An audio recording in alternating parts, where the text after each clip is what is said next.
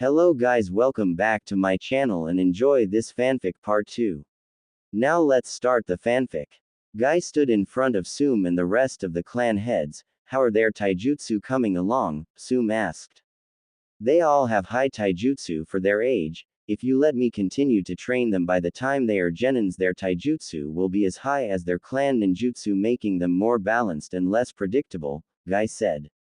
Good to hear, Sum said. But you should know that Kiba and Neji didn't need taijutsu training. For Kiba all I did was refine his skills, making them more fluent and less sloppy. For Neji I am working on his speed, Guy said. I knew you would need to do that with Kiba, Sum said. How is Shino doing in taijutsu? Shibi asked. He may not be as good as the rest of them in taijutsu, but he can mix his Kikai bugs with his taijutsu just as easily as Neji can mix his chakra with his taijutsu, Guy said. Good.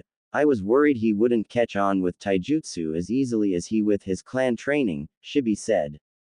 Hiruzen walked into the council office. Reports, he said. Well, so far they have been able to counter us move for move, Koharu said. I noticed. Any ideas? Hiruzen asked. Why not send a spy to watch them? Homura suggested. I have the perfect spy, Danzo said. Who might that be? Hiruzen asked. One of my root members. She is the strongest kunoichi her age, Danzo said. Bring him in, Hiruzen said. Danzo snapped his finger and a root member appeared next to him. Remove your mask, I have a mission for you, he said. Yes, Danzo-sama, the kunoichi said as she removed her mask. Your new name is Alcia. Your mission is to become friends with one of the clan heirs and use that friendship to spy on that entire half of the village, Danzo said. Alcia nodded and vanished. Shino was walking from the academy by himself when he sensed something coming at him and fast. Shino stopped as someone stopped in front of him. You should watch where you're going, they said. Shino raised an eyebrow at the girl. She looked at him. Must be a mute, she said. Shino looked at her for a minute. Don't assume someone can't talk because they chose not to, he said and walked past her. The girl looked at Shino's back. Wait, I'm new here, she said. So? Shino said. Maybe we can be friends, she asked. No, Shino said as he kept walking. Kushina ducked under an attack by Naruto. You're becoming frustrated, because you can't hit me. Relax and think your attacks through, she said. I am thinking them through, Naruto said. Kushina kicked him in the stomach. How are you going to make Kakashi and Konoha pay if you get frustrated this easy? She asked. I have my friends to help me, Naruto said. You can't count on them all the time. Unlike you, their family lives in Konoha. They are heirs to clans in Konoha, and unless you're going to move them all to another village, you're going to fight most of Konoha by yourself, Kushina said. I have you and Anko, Naruto said. Says who? We are only a few years from living a complete life as a kunoichi. The average age that kunoichis die is 30 depending on the missions we take, Kushina said. I'll create a village and bring my friends and their family to it, Naruto said. Kushina smiled. That's what I've been waiting for. Come on, I have something to show you, she said. What about my training? You said we won't stop until I hit you, Naruto asked. Trust me, you will never hit me, Kushina said as she led him to what looked like an abandoned town. Welcome to my home, she said. Naruto looked at her. This shithole is your home. Living on the streets in Konoha was better than this, he said. Kushina just ignored that comment. Nothing is better than having your mother's love as you grow up. I may have not been in Konoha with you, but I poured all my love for you into this. It's not finished, but I can show you something that is, she said, leading him into the village. What's the name of this place anyway? Naruto asked. Whirlpool. Me and you are going to stay here for a few months and rebuild the place, Kushina said. What? I thought we had to find this Jiraiya guy, Naruto asked. I just said that to be alone with you. Finding him is as easy as summoning a Gamma, Kushina said.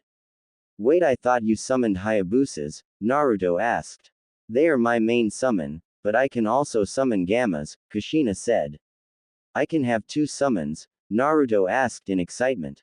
You can have as many as you want as long as you have the chakra to support them all.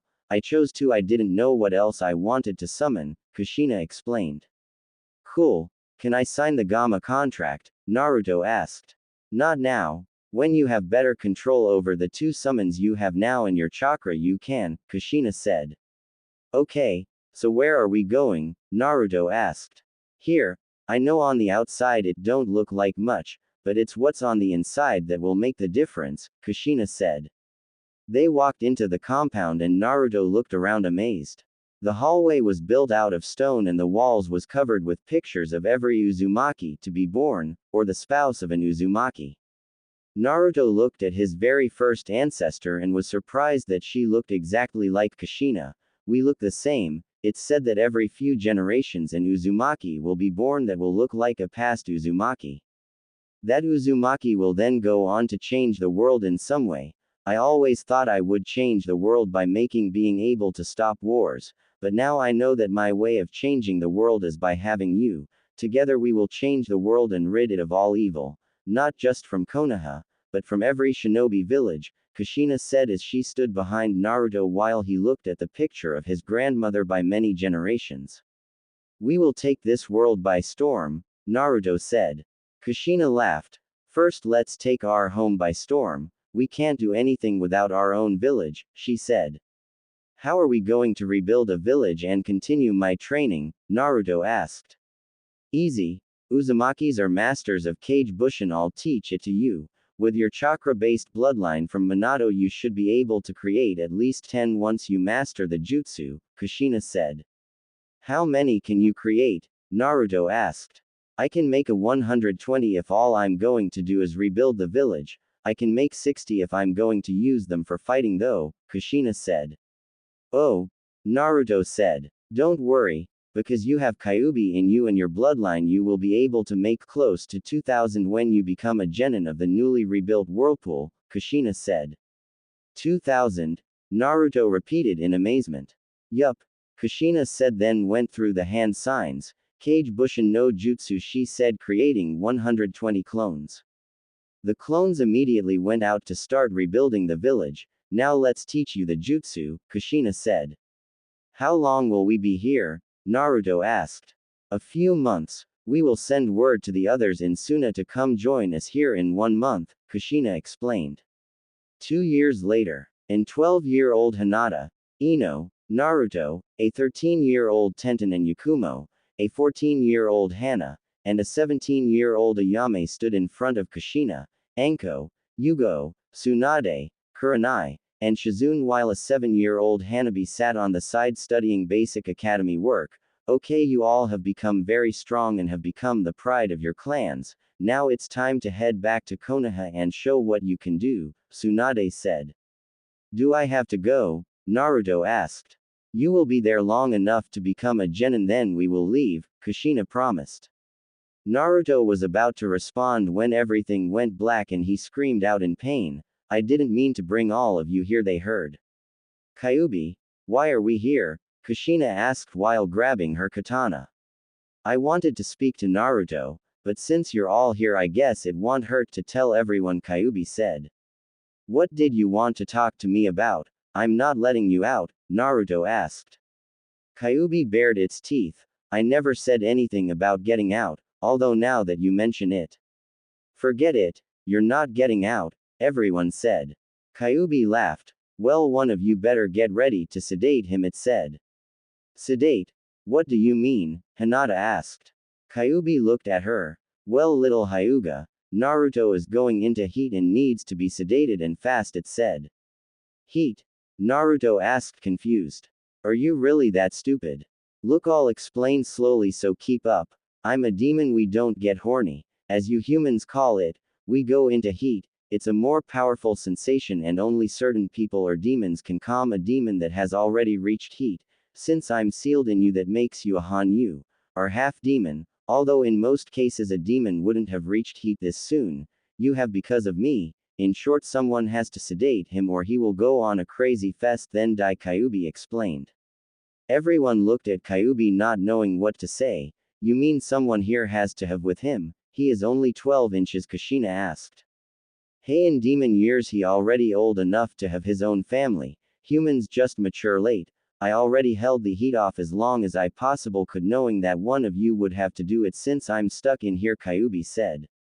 What do you mean? You're a kitsune, how would you have with him? Anko asked. Humans, demons, and Hanyus have been living together for centuries. Although most demons are not powerful enough to cause much mayhem, they are still hunted and killed because of the fear that they bring to humans. Hanyus are more powerful than most demons, and it's even harder to spot one. Both demons and Hanyus have human forms. Kyubi changed into her human form, but as you can see, it's still easy to spot a demon if you look behind them. Her tails waved behind her. A Hanyu in human form is almost impossible to spot. In fact, they are so impossible that humans think they are powerful ninjas, hence elemental and chakra-based bloodlines, she finished. So you're saying that everyone from an elemental or chakra-based bloodline is a Hanyu? Kurenai asked. No, but most are. Like in Kiri, they had two Hanyu clans, one used Hyouten and the other used Fudan and Yuten. Both clans are Hanyu, but Satetsu, Jinten, and Rantan bloodlines are not Hanyu bloodlines, Kyubi said. So how do you know when you are around a Hanyu? Kushina asked. All Hanyus and demons know how to spot each other. You can't hide a Hanyu's chakra signature because they are too potent, Kyubi told her. So how would someone know they are a Hanyu? Hinata asked. Because they will go into heat between the age of 12 and 17, and having with someone who isn't able to sedate a Hanyu will cause that person to die, Kyubi said. Wait, you know this and expects one of us to have with him? Anko asked. Kyubi shrugged. When in heat, a Hanyu scent will react with someone who around them that is able to sedate them. It's then up to the Hanyu to find this person and either convenience them to have or force them to have, she said. So in other words, rape them? Tsunade asked. To demons and Hanyus, the term rape only applies when another demon or Hanyu forces themselves on a demon or Hanyu that is already marked. In other words, as long none of you are marked, any demon or Hanyu can force you to have with them, and if you sedate them you will be bound to them whether you like it or not, Kyubi said. That's horrible, Ino said. Yes, but true. You see, only humans put such a high price on things like, a demon such as myself can go years without it and not need it until I meet someone who can sedate me. A human such as yourself can only last so long without being pleased, you ally, Kyubi said, looking pointedly at the Junins. How long can a Hanyu go without being sedated? Naruto asked. Unlike demons, Hanyus are forced to sedate each other every few months or they will go crazy and force themselves on another Hanyu, a demon, or a human. Once you're sedated the first time, that person who sedates you will become your alpha, or first wife. Any other who sedate you after that have to listen to the alpha, Kyubi explained. So you're saying that an alpha can tell another person who sedated her Hanyu to kill themselves if she don't like that person? Tenten asked. Yes, but that usually don't happen, Kyubi said. Anything else we should know? Tsunade asked. Besides which one of you will sedate him? Nope, Kyubi said. How do we know which of us are able to sedate him? Kushina asked. Kyubi looked at everyone in the room. All of you have the power to sedate him, even the little Hyuga over there, she said, nodding to Hanabi. I'll do it then, Kushina said. Everyone looked at her in surprise. What I already told you all. My life is to help Naruto in any way I can. That includes training him, teaching him how to treat women, helping him raise any future kids he will have, making everyone who treated him bad pay, and reviving our clan in whatever way I can, she said. Are you sure you want to do this? Naruto asked. Yes, I'm sure. Like I told you once, there is only one man for me in this world and you're him. You might be my son, but I am going to do this and I don't care what anyone thinks about it, Kushina said. Good, now that we have that settled, there is something you should know before. Remove the chakra that was holding his heat back, Kyubi said. What's that? Kushina asked. You will have some minor physical changes, ears, a tail, claws, fangs, in short you're going to become a Hanyu, but nothing major, she said, and released her chakra, expelling them from Naruto's mind and releasing his heat before they could ask any questions. A week later, Kushina and Naruto finally walked out of the room they have been sealed in and went straight to the kitchen and started eating everything they could get their hands on. They was so busy stuffing their faces they didn't sense or hear the 7-year-old who walked up behind they and pulled their tails. "OWWW," the two yelled as they jumped and turned. "I'm hungry," she said. "That's all you had to say. You didn't have to pull our tails. They are sensitive," Kushina said. "I called your name 3 times," Hanabi defended. "Fine. What do you want to eat?" Kushina asked. "Food," Hanabi answered. "What kind of food?" Kushina asked. "Naruto, stop stuffing your face," she added. "Pancakes," Hanabi said. An hour later, everyone was sitting down eating pancakes while asking questions about their tails and ears. "The ears are useful as we can hear everything. It took a week to learn how to sort out the things we didn't want to hear though," Naruto said. "I wish I could sort out things I didn't want to hear," Tsunade mumbled. "We wasn't that loud," Kushina said while blushing. "Yay. Not like you wasn't yelling how good it felt to have after 12 years, Tsunade said. Before Kushina could respond, they found themselves back in front of Kyuubi. "I must say I'm very jealous of you right now, Naruto, since I'm still in heat, but that's besides the point. The tails you have represent how strong you are. Hanyus are generally stronger than humans and demons, but there are some demons who can't be beaten by a Hanyu and there are some humans who can't be beaten by a Hanyu. The rankings from ninjas to Hanyu is 7-tailed Hanyu equals cage level skill, 5-tailed equals a Junin, 3-tailed equals a Chunin, 1-tailed equals a Genin. Hanabi would be the equivalent of a Hanyu that has no tails. Kushina and Tsunade would be the equivalent of a 7-tailed Hanyu. Get it?" she asked. Naruto looked at his tails. "I'm only a 2-tailed Hanyu," he said. "Now to hide your tails and ears, just remove your chakra from them and the Hanyu chakra will automatically withdraw from them. But be warned, if you're angry enough or your emotions are out of whack, then your Hanyu chakra could activate by itself," Kyuubi told them. "Is that all we need to know?" Kushina asked. Kyuubi thought for a minute. "Yay, now when can I be released from this cell? I have been a good girl for 12 full years," she asked. "Nice try," Kushina said. "So you're just going to hold me prisoner without even hearing my side of the story? Doesn't that go against what you have been teaching these kids?" Kyuubi asked. Kushina looked at her dumbfounded. "Fine, we will hear your side of the story, then decide if we should release you from the seal or not," she finally said. "That's all I'm asking for," Kyuubi said. "Well, begin when you're ready," Kushina said. "I was forced to attack Konoha," she said. "Who could force you to do anything? You said it yourself that you're the strongest Biju," Anko asked. "My grandfather was able to control Biju, also Madara Uchiha was able to control them," Tsunade said. "Exactly. Now to understand everything you need to know about the Raikudo Sennin. The Raikudo Sennin faced Jubi, the 10-tailed demon. He was unable to stop the demon directly, so instead he sealed his powers into his own body and placed Jubi's body into a mass of rock which became the moon. As his life as the Jubi Jinchuriki was nearing its end, he split the Jubi into 9 parts and dispersed it around the world. The 9 parts then became us, the Biju. In his life, Raikudo fathered 2 sons. The elder son received his father's eyes, his powerful chakra and spiritual energy. His youngest son received his body, his life force and physical energy. The eldest son believed power was the key to peace, while the youngest son believed that love was the key. On his deathbed, the Raikudo chose his youngest son as his successor.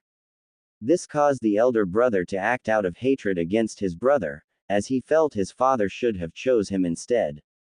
The aggression between the two families would carry on through time. The descendants of the elder brother would become the Uchiha, and the youngest descendants would become the Senju. Kyuubi finished telling them about Raikudo, Jubi, and his sons. As they took everything in, Naruto thought of something. "What does that have to do with us now though? There is no way to revive Jubi, his body is the moon," he asked. "Actually it does involve you all. You see, Madara isn't able to fight a Biju by himself, so he cast a genjutsu over us all and had us attack villages that had the power to seal us in infants. Plus we don't know why he wants to revive Jubi since he won't be able to control or seal him," Kyuubi said. "So instead of fighting a Biju, all he had to do was fight a Junin at best, and one that wouldn't be able to match the skill of someone who can survive time itself, Kushina said. You're partially right. You see, Madara doesn't have a physical body, so he can't fight you, but he can recruit people who believe in things similar to fight for him. Madara is a master at finding darkness in people and feeding them things to make that darkness grow, Kyuubi said. Like your brother killing your entire family to test his power, Ino asked. Or your father being killed because your clan elders don't want clan secrets getting out, Hinata said. Exactly, but from history I can tell you that the main piece in Madara's plan is Sasuke Uchiha, Kyuubi said. So why not kill him now and get it over with, Anko asked. Because it's easier to watch and measure how strong Sasuke is since he is part of Konoha. If we kill him and Madara gets a pawn from another village, it will be impossible to know what we are up against, Kushina said. Exactly. Now since you have the reason behind my attack, can I get out of this cell? It's not like I want to be killed for some bastard's plan to control the world, Kyuubi asked. A 13-year-old Alcia walked into the classroom and took her normal seat 2 seats over from Shino. She was wearing her normal black kunoichi pants and shirt that stopped above her belly button. Her pink hair was pulled back into twin ponytails and her bright green eyes scanned the room. She would often stop and look at the only other female in the village that had pink hair and green eyes and wonder if they was related, but seeing how she acted around Sasuke made her wish they wasn't. The only major difference about her outfit was a hitai she had on her forehead, the miniature katana that was on her back, her pack that sat just above her bottom, and weapons pouch she had on her right leg. She looked back at the pink-haired girl. We have to have some relation. After all, how many people have pink hair, green eyes, extremely high chakra control, and have photographic memories, she thought. Hana, Alcia said, surprised, looking at the Inuzuka heir. Everyone stared at them in surprise since they didn't hear or sense them enter, especially Iruka. What happened to you? I thought you was dead, Hana asked Alcia. Flashback. A 5-year-old Alcia and Hana was in the training in taijutsu under the watchful eyes of Jin, Alcia's older brother. Good job, girls. Let's go in the house. Mom should have lunch ready, the 14-year-old said. The 2 5-year-olds ran ahead of Jin since they was only in the yard and entered the kitchen. Mom, is lunch ready? Alcia asked happily. When no answer came, the 5 walked through the kitchen to the living room. Mom, is lunch ready? Alcia repeated as they entered the room. They saw 2 adults laying on the ground with blood covering them. Mom, Dad, Alcia yelled as she and Hana ran to them. Alcia and Hana, get out of here fast. Go to Hana's house, tell them to come, Alcia's mother said slowly. Mom, what's wrong? Why are you bleeding? Alcia asked with tears in her eyes. Alcia, go, her mom repeated. What is this? Looks like we missed someone said walking downstairs. Alcia, Hana, run. Her mother yelled one last time as she forced herself up in between them and the masked shinobi. Flashback ends. I don't remember much after we ran from the house, Alcia said. Did they ever find the people who did it? Hana asked. No, Alcia said plainly. Maybe we can find out who did it, Hana asked.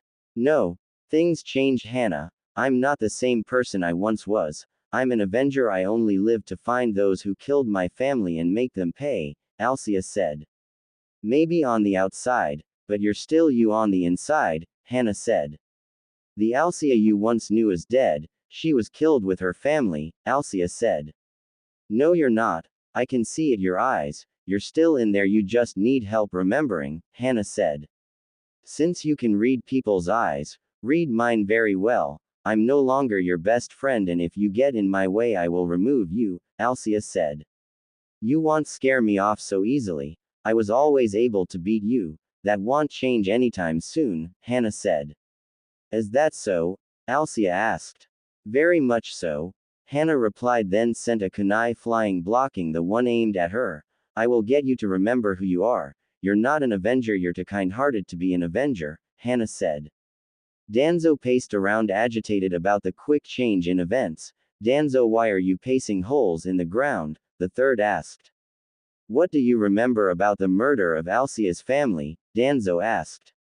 Not much. Why? The third asked. Well, do you remember the girl who was found with her? Danzo asked. I remember her being with a girl, but the name escapes me at the minute, the third said. That girl was none other than Hana Inuzuka, Danzo said. The third looked at him thinking this over. Hana, the girl who up until she left the village was constantly looking for clues on who murdered her best friend's family, he said. Exactly. With her back in the village, Alcia being our spy is a liability, Danzo said. Well, it's too late to remove her, the third said. The only choice we have is to kill her, Danzo said. Okay, I was told we would be having some new kids taking the Genin exam, so let's get started, Iruka said. What do we have to do, Scarface? Naruto asked. You will learn to speak with respect, Iruka said. I respect those who deserve respect, Naruto responded lazily. Don't get so why, I will fail you before you even have the chance to take the Genin test, Iruka said. I dare you, Naruto said. Why all of a sudden? Fine, you fail, Iruka said. Hana, Hinata, Ino, Ayame, Tenten, and Yakumo all shook their heads while Naruto stood there smiling brightly. Are you sure you want to do that? Naruto asked. My decision is final, Iruka said with hate. Really? Naruto asked. Yes, now get out of my class, Iruka said. Well, I guess I should go tell Kushi what happened, Naruto said lazily to his friends, all of whom shook their heads knowing what Kushina would do. Naruto started to walk out the room, then stopped. Hana-chan, how do I get to the Inuzuka compound from here? He asked. Hana sighed. Naruto, you're helpless, we just left the compound, she said. Naruto said, confused. Go to the ramen place, then you will see the Hyuga compound, it's a little bit past that, Hana said. Oh, okay, bye, Naruto said and ran out the room. What an idiot, Alcia said. A hot idiot, Sakura said. Everyone be quiet, Iruka yelled. Hana went up to sit by her brother. So little brother, did you miss me? She asked. No, you should leave for a few more years, Kiba said. Do you really want me to leave? Hana asked in a fake voice. Ino went to sit by Sakura. So how you been? She asked. Sasuke-kun is so mine, Sakura said. Ino looked at him. Did I honestly used to like him? She asked. What do you mean? Of course you did, Sakura said. Really, because he is. Tenten, what are you doing? She asked mid-sentence. Said girl was standing behind Sasuke about to let one of her hubbies enter the back of his shirt. Sasuke jumped up and turned to confront her, but she vanished and was sitting on his desk. Boy, you're slow, painfully slow, she said. Sasuke turned again and was kicked by the swinging feet of Ayame, who was sitting on the desk behind his, making him fall forward onto Tenten. Ayame covered her mouth so she didn't laugh. Sorry, she mumbled. Tenten fell backwards from the impact and kicked Sasuke into the air while sending a hubby to catch and hold him mid-air. Ayame, that's not funny, she yelled while glaring at her. Told you I would get you back for that hubby prank you pulled on me, Ayame said. I can't believe you. I think he licked me. That's so gross, Tenten yelled. Break. Naruto walked into the Inuzuka compound. Kushi, he called. Naru, why are you not at the academy? Kushina asked. Scarface kicked me out, said I fail, Naruto said. Fail? What kind of test was it? Tsunade asked. I didn't take a test, he just failed me, Naruto said. Break. Iruka was trying to get the new kids under control when there was a few pops followed by smoke.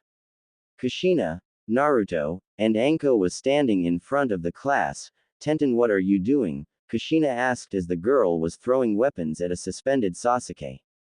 He licked me, then called me weak. I'm just showing him how wrong he is. Of course, if Ayame wouldn't have kicked him, we wouldn't be having this problem, Tenten said. Nice use of the hubby, Anko said. Drop him, Kushina said while turning to face Iruka. You're the teacher? She asked. Obviously, he said. You failed Naruto without testing him, Kushina said. Sasuke-kun, Sakura yelled, running to him as he fell on his head. He was a disruption to my class, Iruka said. Kushina looked at Naruto then Iruka with a smirk. Okay then how about a little wager, she said. I'm listening, Iruka said. If Naruto can beat you in a spar you have to pass everyone in this class, Kushina said. If I win everyone fail, Iruka said. Kushina shrugged. He is not going to lose, she said offhandedly as she walked away. We are going to have to do this class again, Sakura yelled. Standing outside Naruto waited for the fight to begin. You should give up, Iruka said. Begin, Kushina said. Iruka charged. Transform Naruto said and a smaller version of Kyuubi appeared.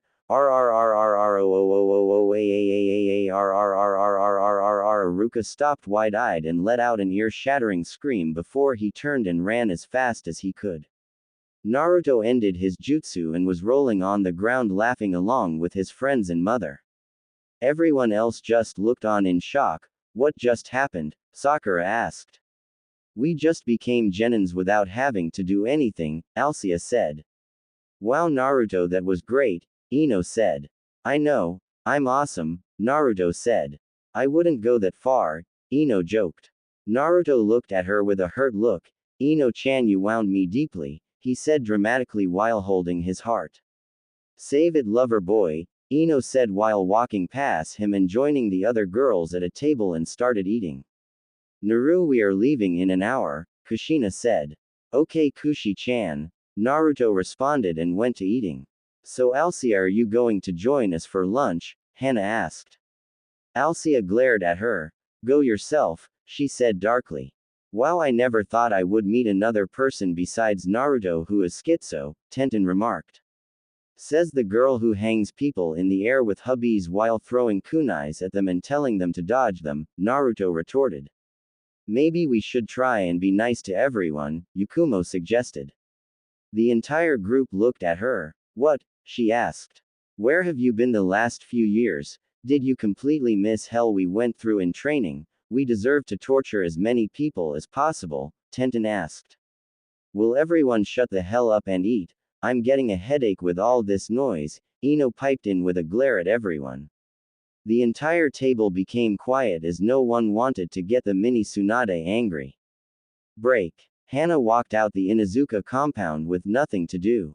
Kushina already took Naruto and everyone who was leaving with her already left and she didn't have anything to train in, so she decided to find Alcia and beat it into her who she really was. She jumped on a building looking around for her old best friend. She spotted some pink hair entering the forest and went after it. She quickly caught up to her. Alcia, she said, turning her around to find a surprised Sakura. What do you want? She asked, annoyed. Where is Alcia? Hana asked as her eyes bore into the pink-haired girl's green ones. How the hell am I supposed to know? Sakura asked. You are either really stupid or dense. Use your damn chakra to locate her, Hana growled out. Go find her your damn self, Sakura said and turned to walk away. Hana grabbed her arm and forced her to face her.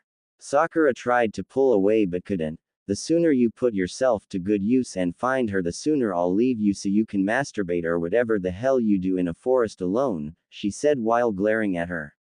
Sakura blushed. Damn, how did she know? She thought. I don't masturbate, she stuttered out. I can smell the lie on your breath, and mixed with the foul smell of what you ate, it isn't convincing. Now since it's obvious you don't know how it works, I'll tell you. Concentrate your chakra until it's bright pink, Hana said. Sakura glared at her, but wasn't about to pass up a chance to learn to use her bloodline, if she had one, and did as told. Okay, she said after a few seconds. Hana blinked. That was fast. Now send your chakra out until you find Alcia's. It will be the other pink one but darker, she instructed. Found her. She is at training ground 13 inches, Sakura said. Thank you, Hana said and took off. Sakura blinked. I need to try to get better at that, maybe increase my chakra, she said to herself as she started to search for other chakras. She focused on the new kids and found that they all was really strong as Iruka's chakra. Even Alcia's chakra was standing out among her classmates. I hope I can befriend them before I have to fight them, she said as she stopped and walked further into the forest. She found the small lake she was looking for and smiled. Time to masturbate to my Sasuke-kun, she said as she sat near the edge and stripped. Break. Hana arrived at training ground 13 and found Alcia just like Sakura said she would be. What do you want? Alcia asked, annoyed without stopping her training. Let's make a bet, Hana said. I'm listening, Alcia said. We will spar. If I win, then you will listen to me about your past, Hana said, taking a different approach on getting her to remember who she is. And if I win? Alcia asked. I'll give up on helping you remember your past and leave you alone, unless you want to be friends, Hana said. Alcia looked at her. Okay, since I can sense your chakra matches mine, we will fight using only taijutsu and no chakra or inus, she said.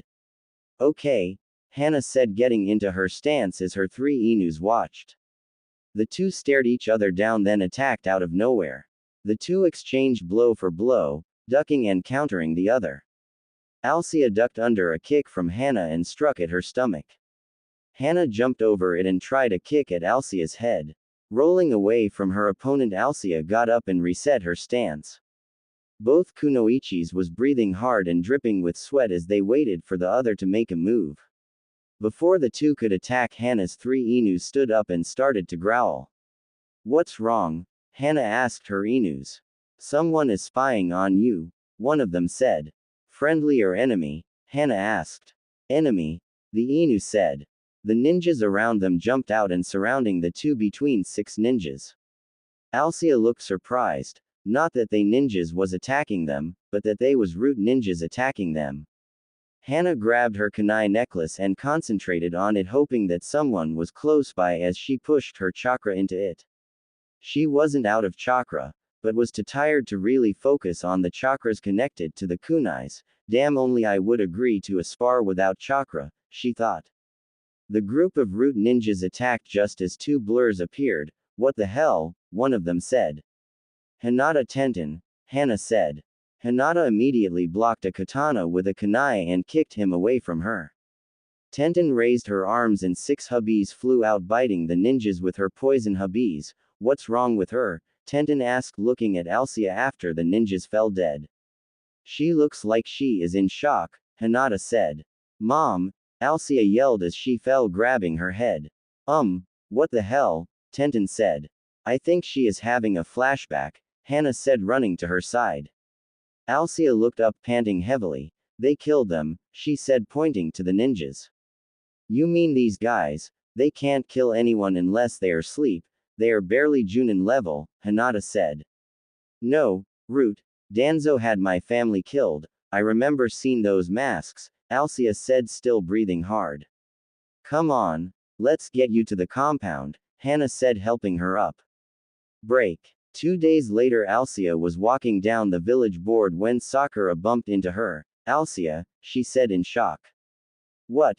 If you don't mind, I would like to get back to my walk, Alcia said, already stepping around her. Wait. I want to ask you something, Sakura said. What? Make it quick, Alcia said. I know a little about our bloodline and I only know that because Hana told me how to use it to find people, Sakura said. Get to the point, Alcia said. Can you train me? Sakura rushed out. Alcia turned and looked at her fully. Why? She asked. Because, you're the only person who can teach me how to be a Haruno, Sakura said. What about your parents? Alcia asked. My father died on a mission. I live with my stepmother who is a civilian, Sakura said. Alcia considered her options. I could just refuse and force you to be independent, but that might have a negative effect that I want, she said out loud. Please, Sakura begged. Fine, but I have a few conditions, Alcia said. Really, what are they? I will do anything, Sakura said. Good. First, forget about the Uchiha. I hate him and you will have nothing to do with him as long as I train you, Alcia said. What, you can't be serious, Sakura said. Take it or leave it, Alcia said. Fine, I'll stay away from Sasuke-kun, Sakura said dejectedly. Second, stop being a damn fangirl. I hate fangirls more than I hate the Uchiha, Alcia said. I'm not a fangirl, Sakura yelled. Whatever. Third, Like all Harunos, you're book smart and have a photographic memory. You need to learn to use that to your advantage in battle. Besides the Nara clan, we are the smartest because of this ability, so learn to use it, Alcea said. Okay, Sakura said as she listened intently. Finally, change that damn outfit you're wearing. You look like a cheap whore, Alcea said bluntly. My clothes are not that bad, Sakura said looking at her outfit. Is it? She added. Look, Alcea. Naruto walked into the bathhouse in the newly built Uzumaki compound and found Anko and Kurenai in there. The fact they was in there didn't surprise them, but what they was doing did. The two was currently in a passionate kiss while feeling over the other's body. With his enhanced senses he smelled their arousal in the air and it started to affect him.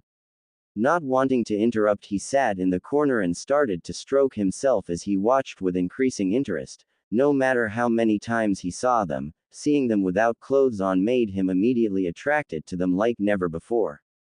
Kurenai lifted Anko up so she was seated on the outside of the water and spreading her legs. I have waited for this for so long, Anko said. You're hard to get in the mood, she finished. Stop talking, Kurenai said. She then licked the outside of Anko's womanhood and slowly entered her.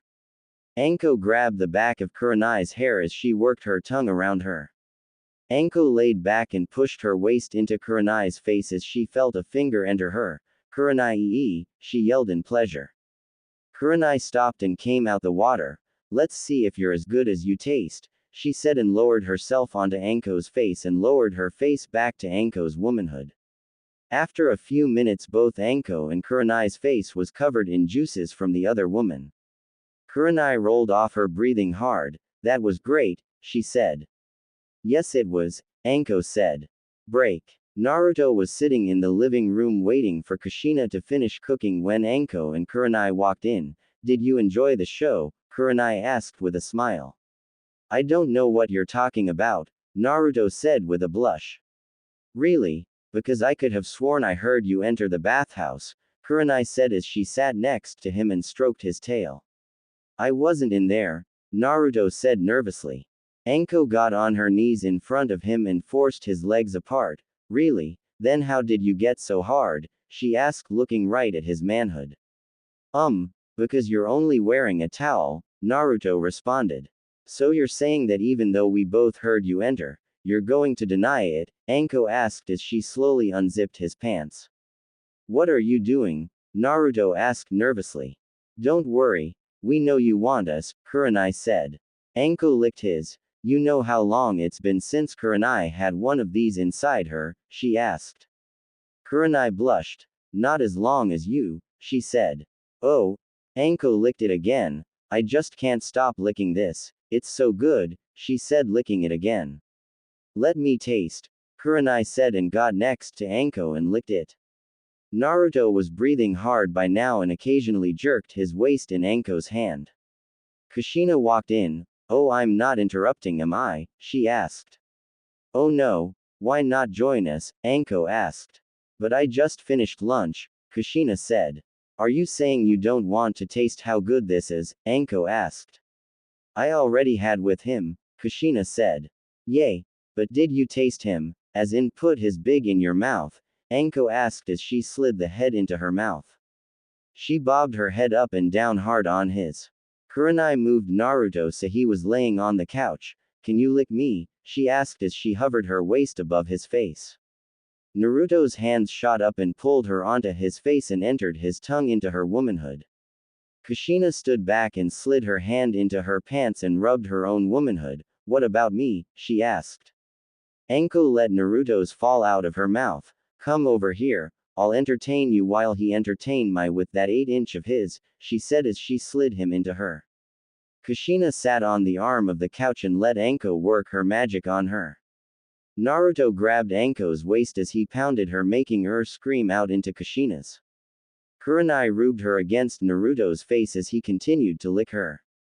Kurenai came in his mouth as Anko's tightened around his making him come inside her.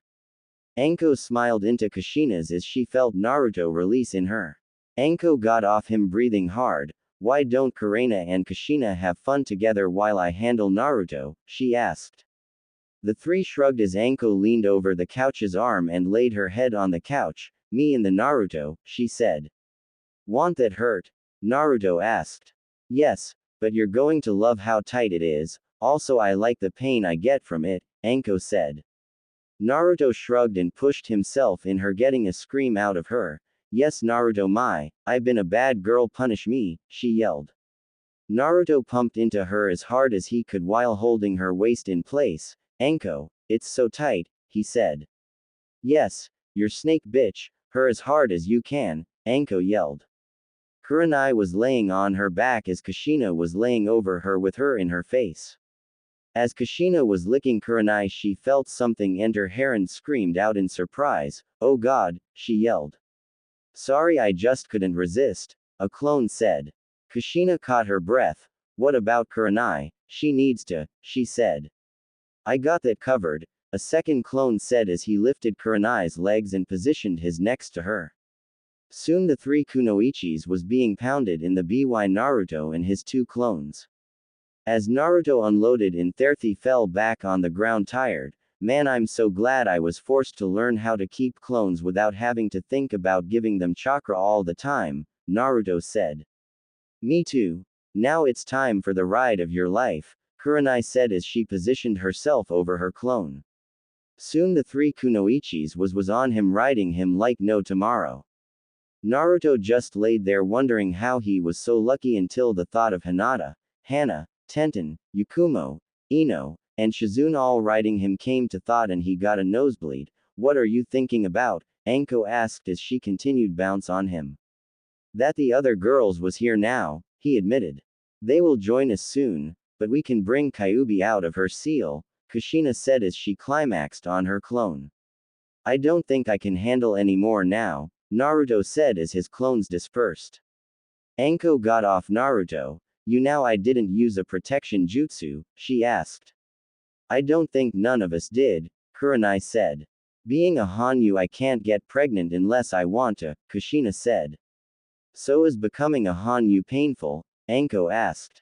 Very. It happens in one night, it will be the worst sleep you ever have, then it takes a week to get used to your new body and senses, Kushina said.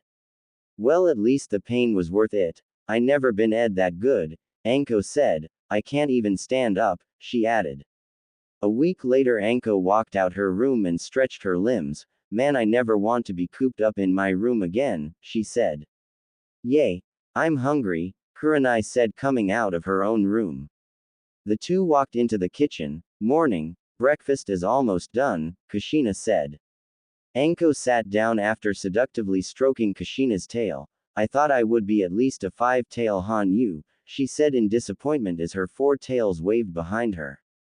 Well, I'm a 5-tail Hanyu. Maybe we should increase your training, Kurenai teased. Anko glared at her. I'll be a 6-tailed Hanyu before you are, she declared. You're on, Kurenai said. I can't believe you two had me have with my son again, Kushina said as she sat down. We didn't hear you complaining, Anko said. Plus it was only a clone, Kurenai said. That's besides the point, it's incest, Kushina said. Anyo rolled her eyes. You already said you will do anything to help him, which is why you had the first time, so you should continue having with him, no need to be deprived. Like you said, you can't get pregnant unless you want to, she said. And the only people who matter don't think it's such a bad idea, and it's obvious Naruto likes having with you, Kurenai pointed out. I guess, it's not like we are really mother and son anyway, Kushina said. Exactly, you're more like his hot best friend, Anko said. Naruto ran into the kitchen in his boxers. Hey, I got a letter from Hinaheim. The Hyugas, Yamanakas, Inazukas, Ayame, and Yakumo are coming to Whirlpool. They will be here in a week, he said. Good. With them we can finally start bringing money into the place and more people, Kushina said. We are going to need a leader for Whirlpool, some allies, make a trade route, Kurenai said.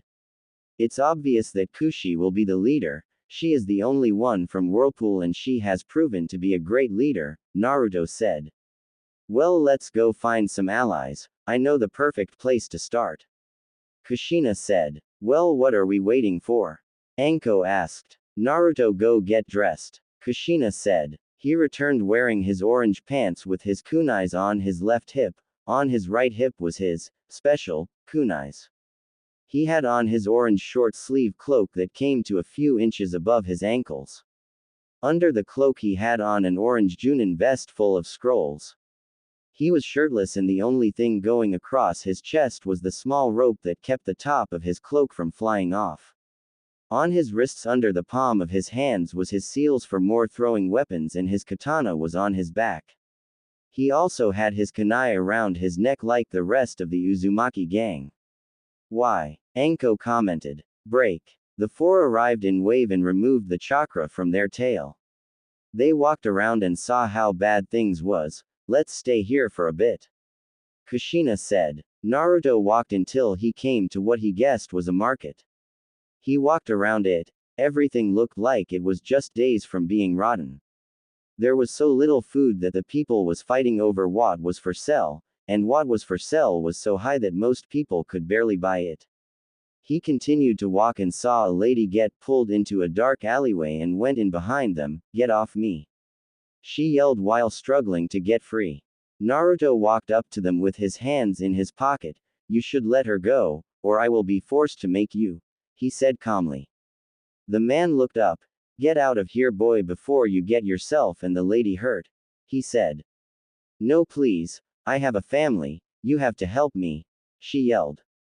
Naruto stepped forward. I'll ask you again, please release her, I don't want to hurt you, he said. The man looked up at him again. Look, boy, Gato is boss around here and he needs his money. If she don't have it, she knows the rules. I get to have my way with her. Now scram before I kill you, he said. Who is Gato? Naruto asked. Do you know anything? Gato is the one who owns this place, he said. The lady was able to pry herself free and ran. Now look what you did, my prey got away. No worries, I like the hunt, he said. Naruto growled quietly at him. Don't touch her again or I will kill you, he threatened. The man laughed. You must be mistaken. You're a child, I'm a trained samurai, you can't possibly hope to kill me, he said. The lady peeked from behind the dumpster she was hiding behind and quickly ducked back behind it. I found you, he said as he approached her. Naruto reached out and grabbed his wrist. I told you to stay away from her, he growled as he broke his wrist. I have a message for Gato. Tell him the Uzumakis are in town and they are hunting for him and his samurais, and when we find them there will be no mercy for you, he told him as he let him go. The man ran out the alleyway holding his wrist in pain. The lady slowly came out. Is he gone? She asked. Yes, it's now safe, Naruto said. Thank you so much. I owe you my life, she said. Don't worry about it. I can't let someone get raped if I can stop it, Naruto said. No, you saved me so I have to repay you a life department. I can't do much in ways of fighting or protecting, but I'm an excellent cook. I'm Tsunami by the way, she said. Well, Tsunami, I'm Naruto and I never was one to turn down good food, he said. Well, Master Naruto, my life now belongs to you. I will be your cook until I die. Just promise me that my son and father will be taken care of, she said. Naruto looked at her in shock. Master Naruto, he asked. She may not be a Hanyu, but she has the morals of one. You saved her life and a life department of being your cook is the only way she knows of repaying it. She has made herself your servant. It's rude and unwise to accept a servant who willing became a servant, Kyuubi said. Oh, she didn't have to do that, Naruto responded. He looked at her. Well, Tsunami, just call me Naruto and I promise your family will have the protection of the Uzumakis, he said. Thank you, Naruto. I have to get back to shopping for dinner. She gave him a paper with an address on it. That's where I live. Dinner will be served at 7. How many people are with you? She asked. Including me, 4 in total, he answered. Okay. Don't be later, you might miss it. I don't have much money, she told him and ran off. Man, this is going to be troublesome, Naruto said. Tell me about it. You saved a cook, I saved a gardener. He wouldn't stop following me until I agreed to allow him to work at the compound as our official gardener. Anko said. Did hear about this Gato person? Naruto asked. Yay. I want you to search around here for more clues, I'm going further into town for clues. Anko said and took off. Break. Kushina walked around jumping from roof to roof. As she continued through the small town she noticed she was being followed, but every time she turned no one was there. It started to irritate her. She landed on another roof and flipped back as a clever came down where she was. She looked at the Junin. Zabuza Momochi, what are you doing here? She asked. I was hired by Gato to make sure no shinobis got in his way. Zabuza said. So you're working for the scum that is causing this? She asked as she motioned to the town. Zabuza shrugged. As long as I get paid I don't care, he said. People like you disgust me, you have the ability to help yet you sit back and do nothing. Kushina said. I do what I have to so I can eat. He answered simply. How do you sleep at night? Kushina growled out. On my back with my hand on my hand, clever. How do you sleep, I hope? Zabuza replied. Kushina narrowed her eyes. I'm going to kill you, she said. You're not the first to tell me that, Zabuza said. Kushina disappeared and slashed her katana at him. He blocked with his clever. Prepare to die, she said. I would like to play, but I looking for someone, maybe we can fight later, he said and took off. Kushina watched him go, then turned and saw a girl looking up at her while hiding behind a pole. Kushina smiled at her then took off, unaware that the girl took off behind her. Break. The four arrived at a clearing. Did everyone hear about this Gato character? Anko asked. He hired a shinobi to protect him. Kushina said. I thought he only had samurais.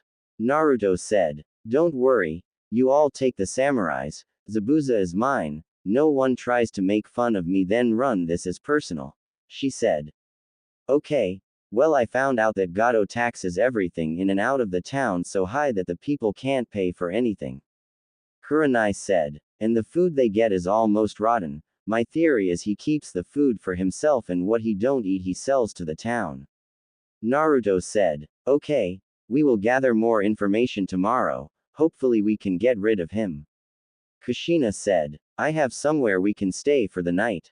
Naruto said, then told them about his run-in with Tsunami. Good, let's go, Kushina said. They started to follow Naruto until Kushina felt that presence again. Come out, I know you're there, she demanded as she spent around and pulled out her katana. Kushina, what's wrong? Anko asked, as she looked behind her. Someone has been following me since we arrived here, Kushina said as she scanned the area.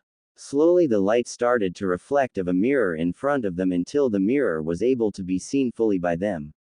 They looked amazed by this as a girl was now visibly in the mirror. You're the girl who I saw hiding behind that pole?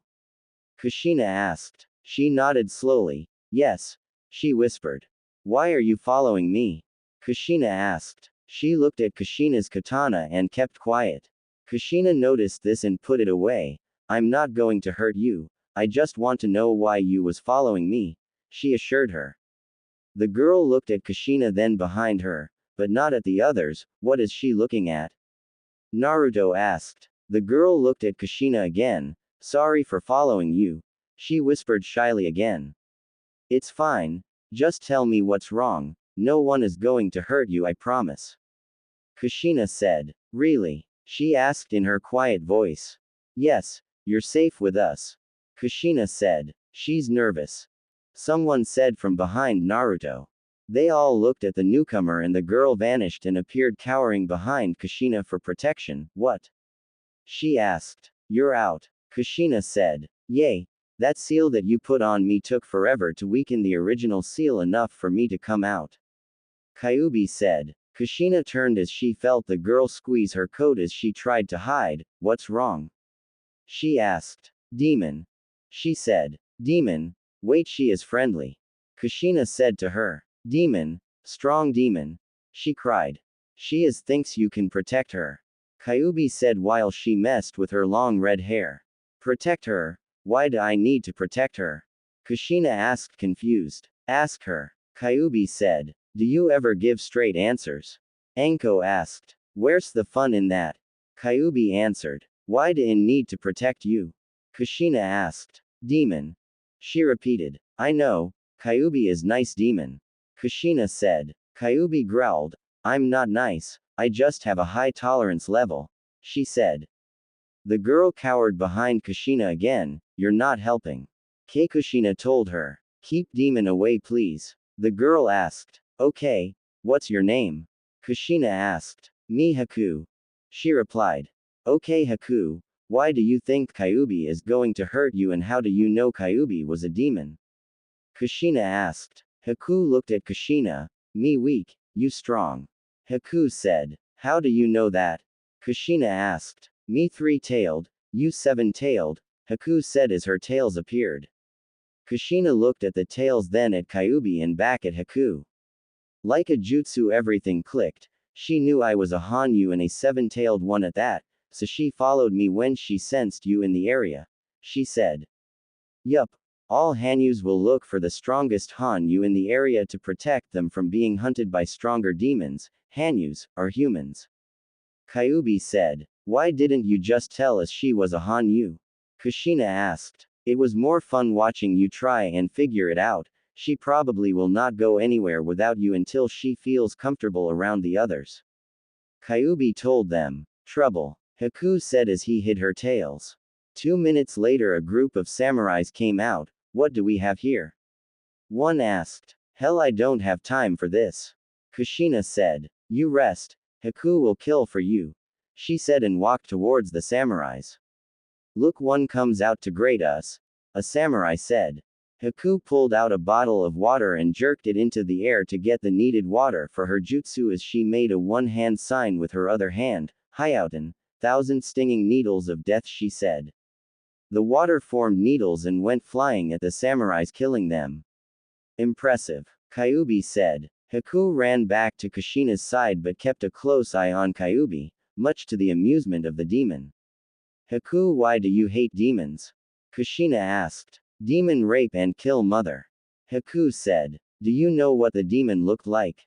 Kushina asked. Father, I killed him in his sleep. Haku said. You protect Haku from demon? She asked. Of course I will. Kushina said. I told Tsunami only 4 people would be coming. Naruto pointed out. Don't worry, I'll take Haku someplace else and try to convince her that Kyuubi won't hurt her. Kushina said and led Haku off who wouldn't leave her side. The joys of having a Hanyu or lower level demon that's loyal to only you. Kyuubi said. Why is she so attached to Kushi-chan? Naruto asked. Because Haku feels safe around her. It's the easiest way to get a mate.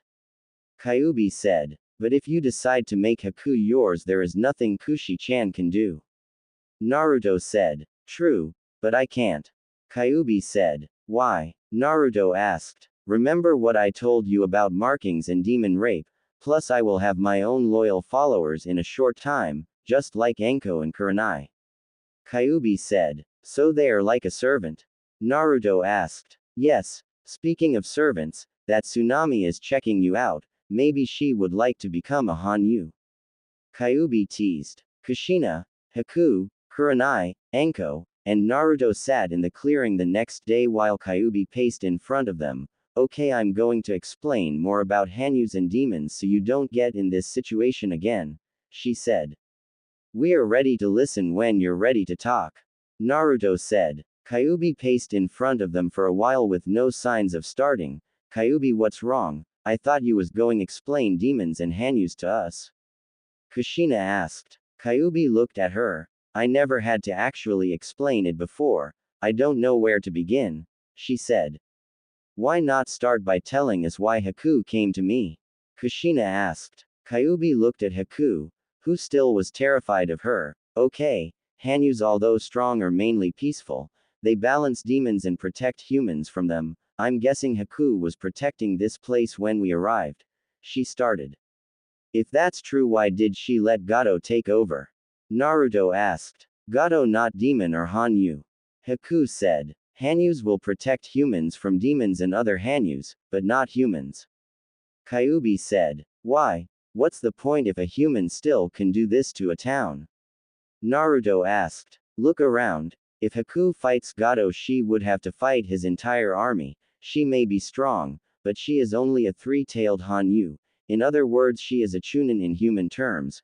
Kushina already ran into one Junin. Haku can't possibly hope to defeat a Junin plus all the samurais and Gato, not to mention he may have other Junins in this town. Kyubi said. Me must get stronger to protect town. Haku said. Kyubi walked around. So why did she devote herself to me?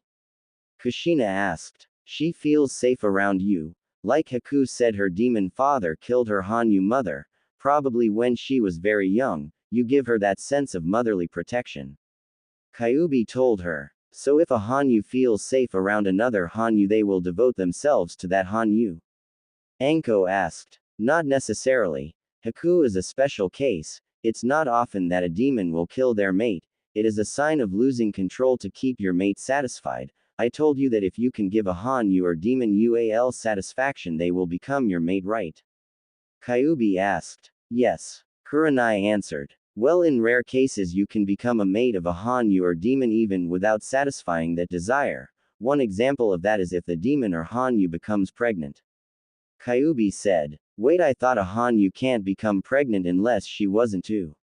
Kushina asked. That is only for those who have the ability to use their chakra to block the process of having their eggs fertilized. Usually only 6 and 7 tails can do it. Kyubi said. Kyubi then sat down in front of them. Back when Hanyus first started to be born, the demons and humans who gave birth to them made a set of laws. These laws stated that no Hanyu can kill a human unless they show an immediate threat to said Hanyu or their family. A Hanyu must have a demon master. A Hanyu can only mate with a demon unless given permission by their demon master to mate with a human. She told them. Basically, Hanyus was slaves. Kushina asked. Yes. Kyubi said. Did you have a say in these laws? Naruto asked. No. I was only a one-tailed demon at the time. Over the last 10,000 years, Hanyus grew as a race at an extremely fast rate. Within 5,000 years, there was enough Hanyus to rise up and fight for their freedom from the demons, but because of their relationship with humans, Hanyus was still greatly outnumbered. That's when a change in power occurred. Hanyus proved to have the abilities to combine their parents' elements into new elements. Those elements became what you know as Hyouten, Mokuten, Yuten, Futen, Koden, Jinten, Swift Maiden, and Shoten. Unlike the regular elements, these combined elements had no known weakness, and the fight for their freedom took a turn in history that would be known as the rise of the elemental clans. Kyubi said. So Haku is part of the clan that changed history? Naruto asked. Yes. The war lasted 4,000 years and changed the way demons and humans looked at Hanyus. They feared how strong they could get. For the next 1,000 years, Hanyus developed an ability to completely hide their tails and ears, making them look more human-like. This ability was developed because after the war ended, neither demons or humans wanted to view Hanyus as an equal and started to hunt them down. The number of Hanyus dropped so much that they was forced into hiding. Every demon knows that at some point the Hanyus will start to punch back, and if they do, it won't end pretty. Now over the last 100 years, humans and demons have stopped hunting them, but Hanyus never forgot how they was treated. I'm guessing when Haku's father found out she was a Hanyu, he killed her, which would explain the way Haku acts. Kyubi said. So basically Hanyus have learned to be cautious when a demon is around. Kushina asked. Yes, and I know that I told you that 7 tails is equal to a cage, but it's not so cut and dry. A 7-tailed Hanyu can also defeat a 8-tailed demon and possible 2 cages if they trained right. To be more accurate, a 5-tailed Hanyu could match a cage because of the chakra, speed, and awareness boost alone. Add in a Hanyu's natural ability to combine elements and they will have the jutsus to match a cage.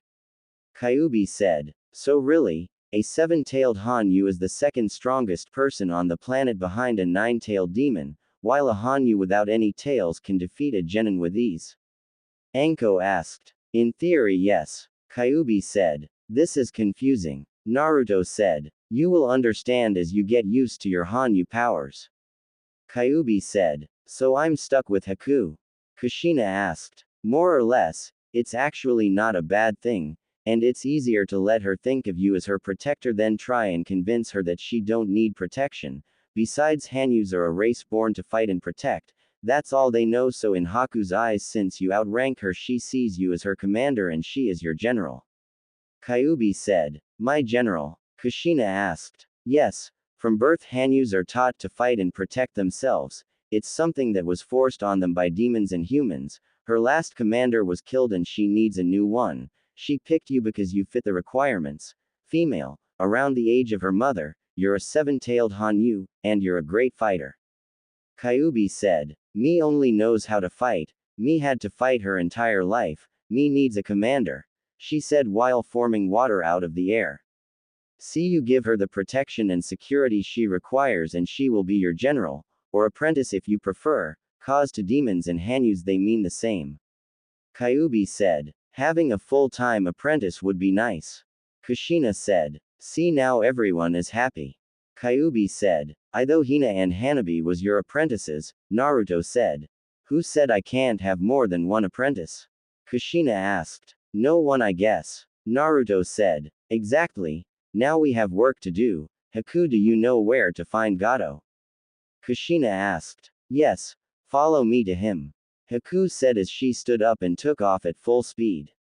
Looks like you got a rare speed-based Hanyu, Kyuubi said. I'm so jealous, I never had one. She added. Haku zoomed in and out of the trees until she came to a stop by the ocean. Gato, she said, pointing to a small island a few miles offshore. Kushina looked at it. Haku, have you been there? She asked. Yes, me has.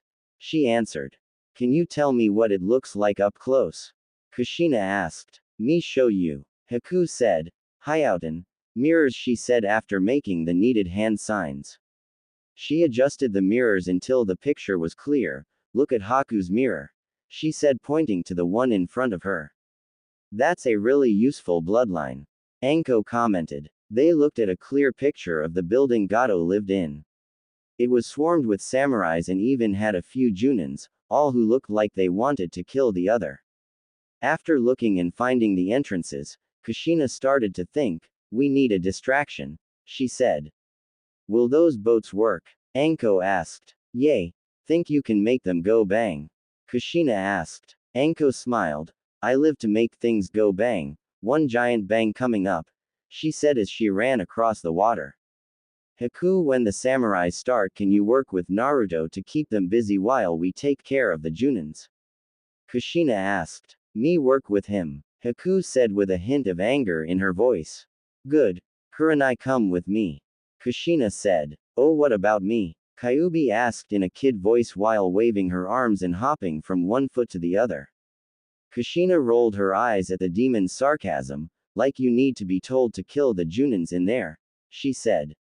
I don't, but since you so nicely left me out that I needed to remind you that I was here. Kyuubi said. Haku took off across the water as the boats blew up. Samurais came running out. Hyouten.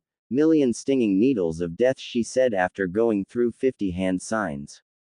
Naruto stopped and watched as the needles killed off the samurais as they ran out. Man, she is deadly, he said to himself. Anko stood back laughing as the samurais ran to their death. Break. Kushina ran into the back entrance. She pulled out her katana and attacked the first junin she saw. The shinobi turned and blocked her strike. So we meet again, he said. Zabuza, you're not getting away from me this time. Kushina said. You're never told me how I sleep. Zabuza said as he ducked under her katana. I know how you're going to be sleeping, long, dead, and headless. Kushina said as she did a sweep kick at him. Zabuza swung his cleaver at her, which barely missed as she jumped over it and out onto the ocean. Zabuza followed her. You're in my element now, he said. Hidden mist, Zabuza said, creating a mist around the entire area. Kushina stood back and waited. She let her newly developed instincts take over as her hearing and sense of smell kicked in.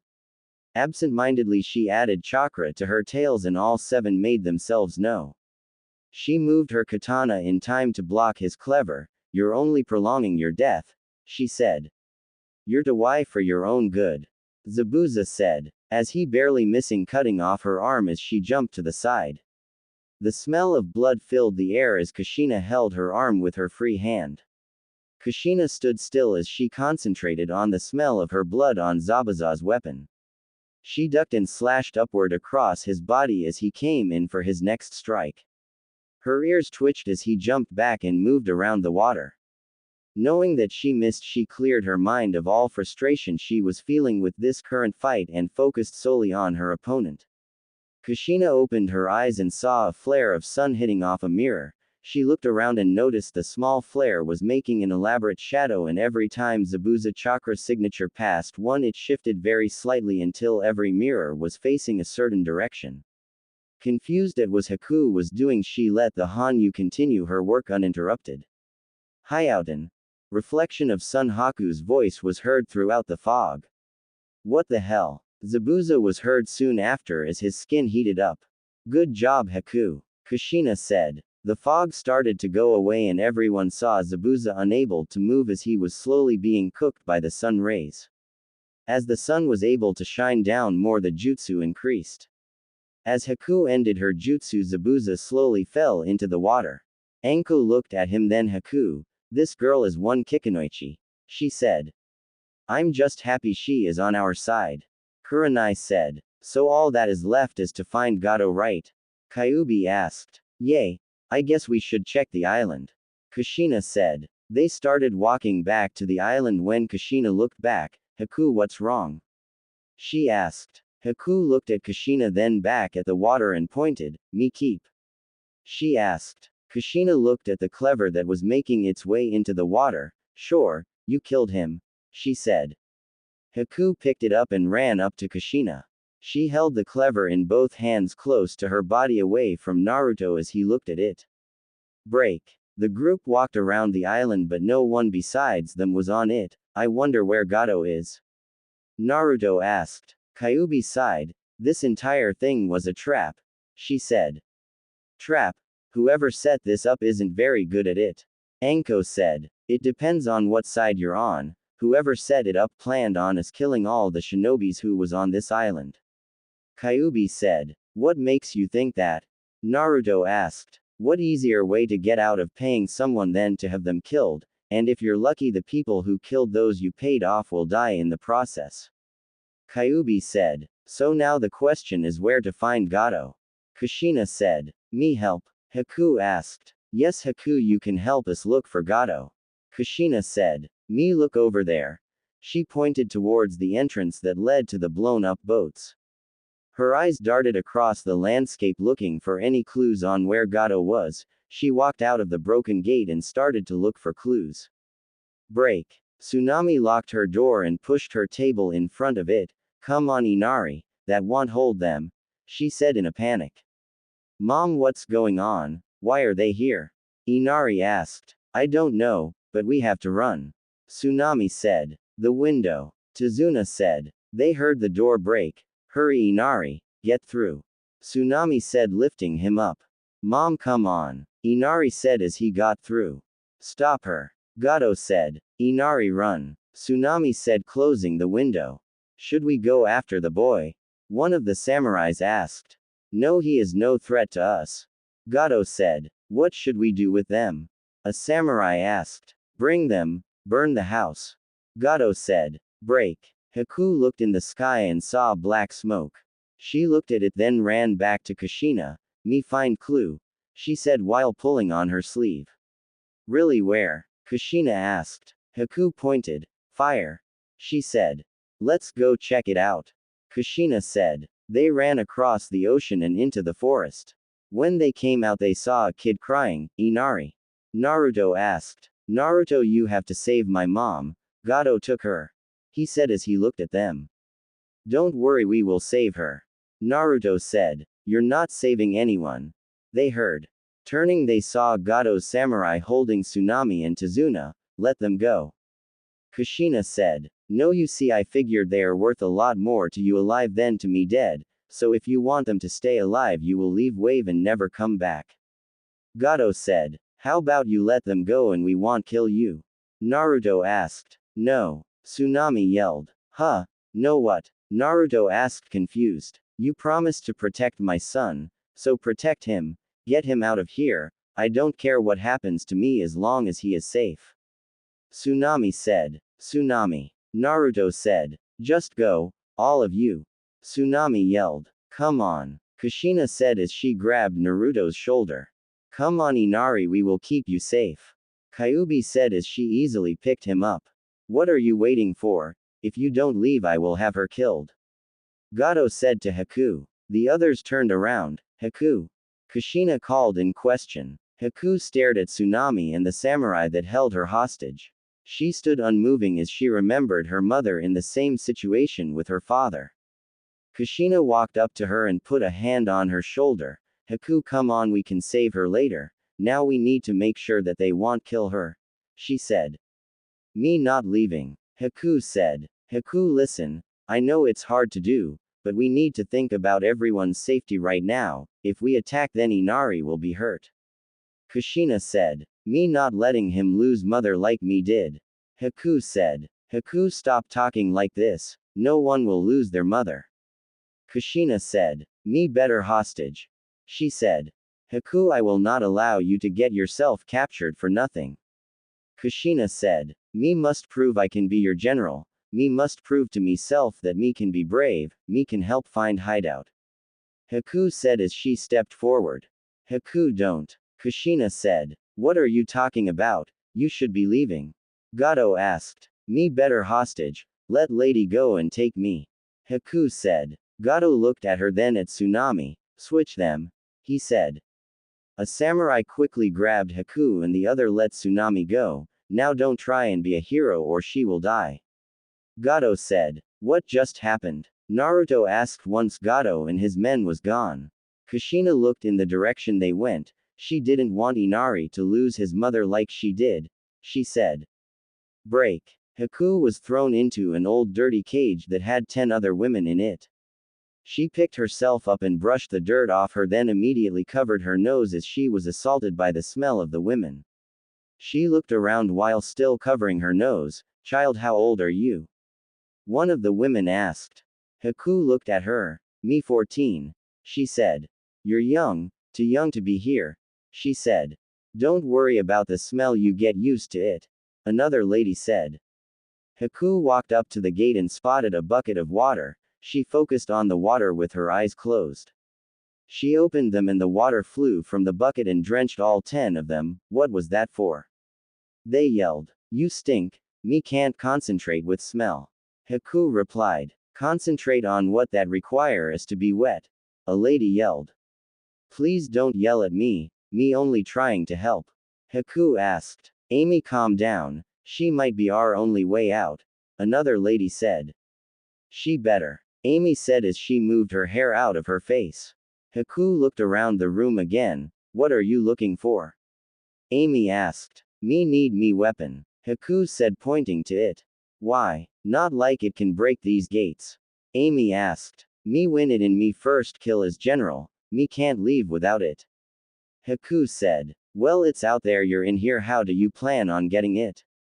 Amy asked. Me have way. Haku said as she walked over closer to it and tried to reach out for it but came up short. She looked back at the women. Don't scream. She said. Scream at what? Amy asked for them all. Haku concentrated and her tails appeared. One immediately shot through the gate and grabbed the clever.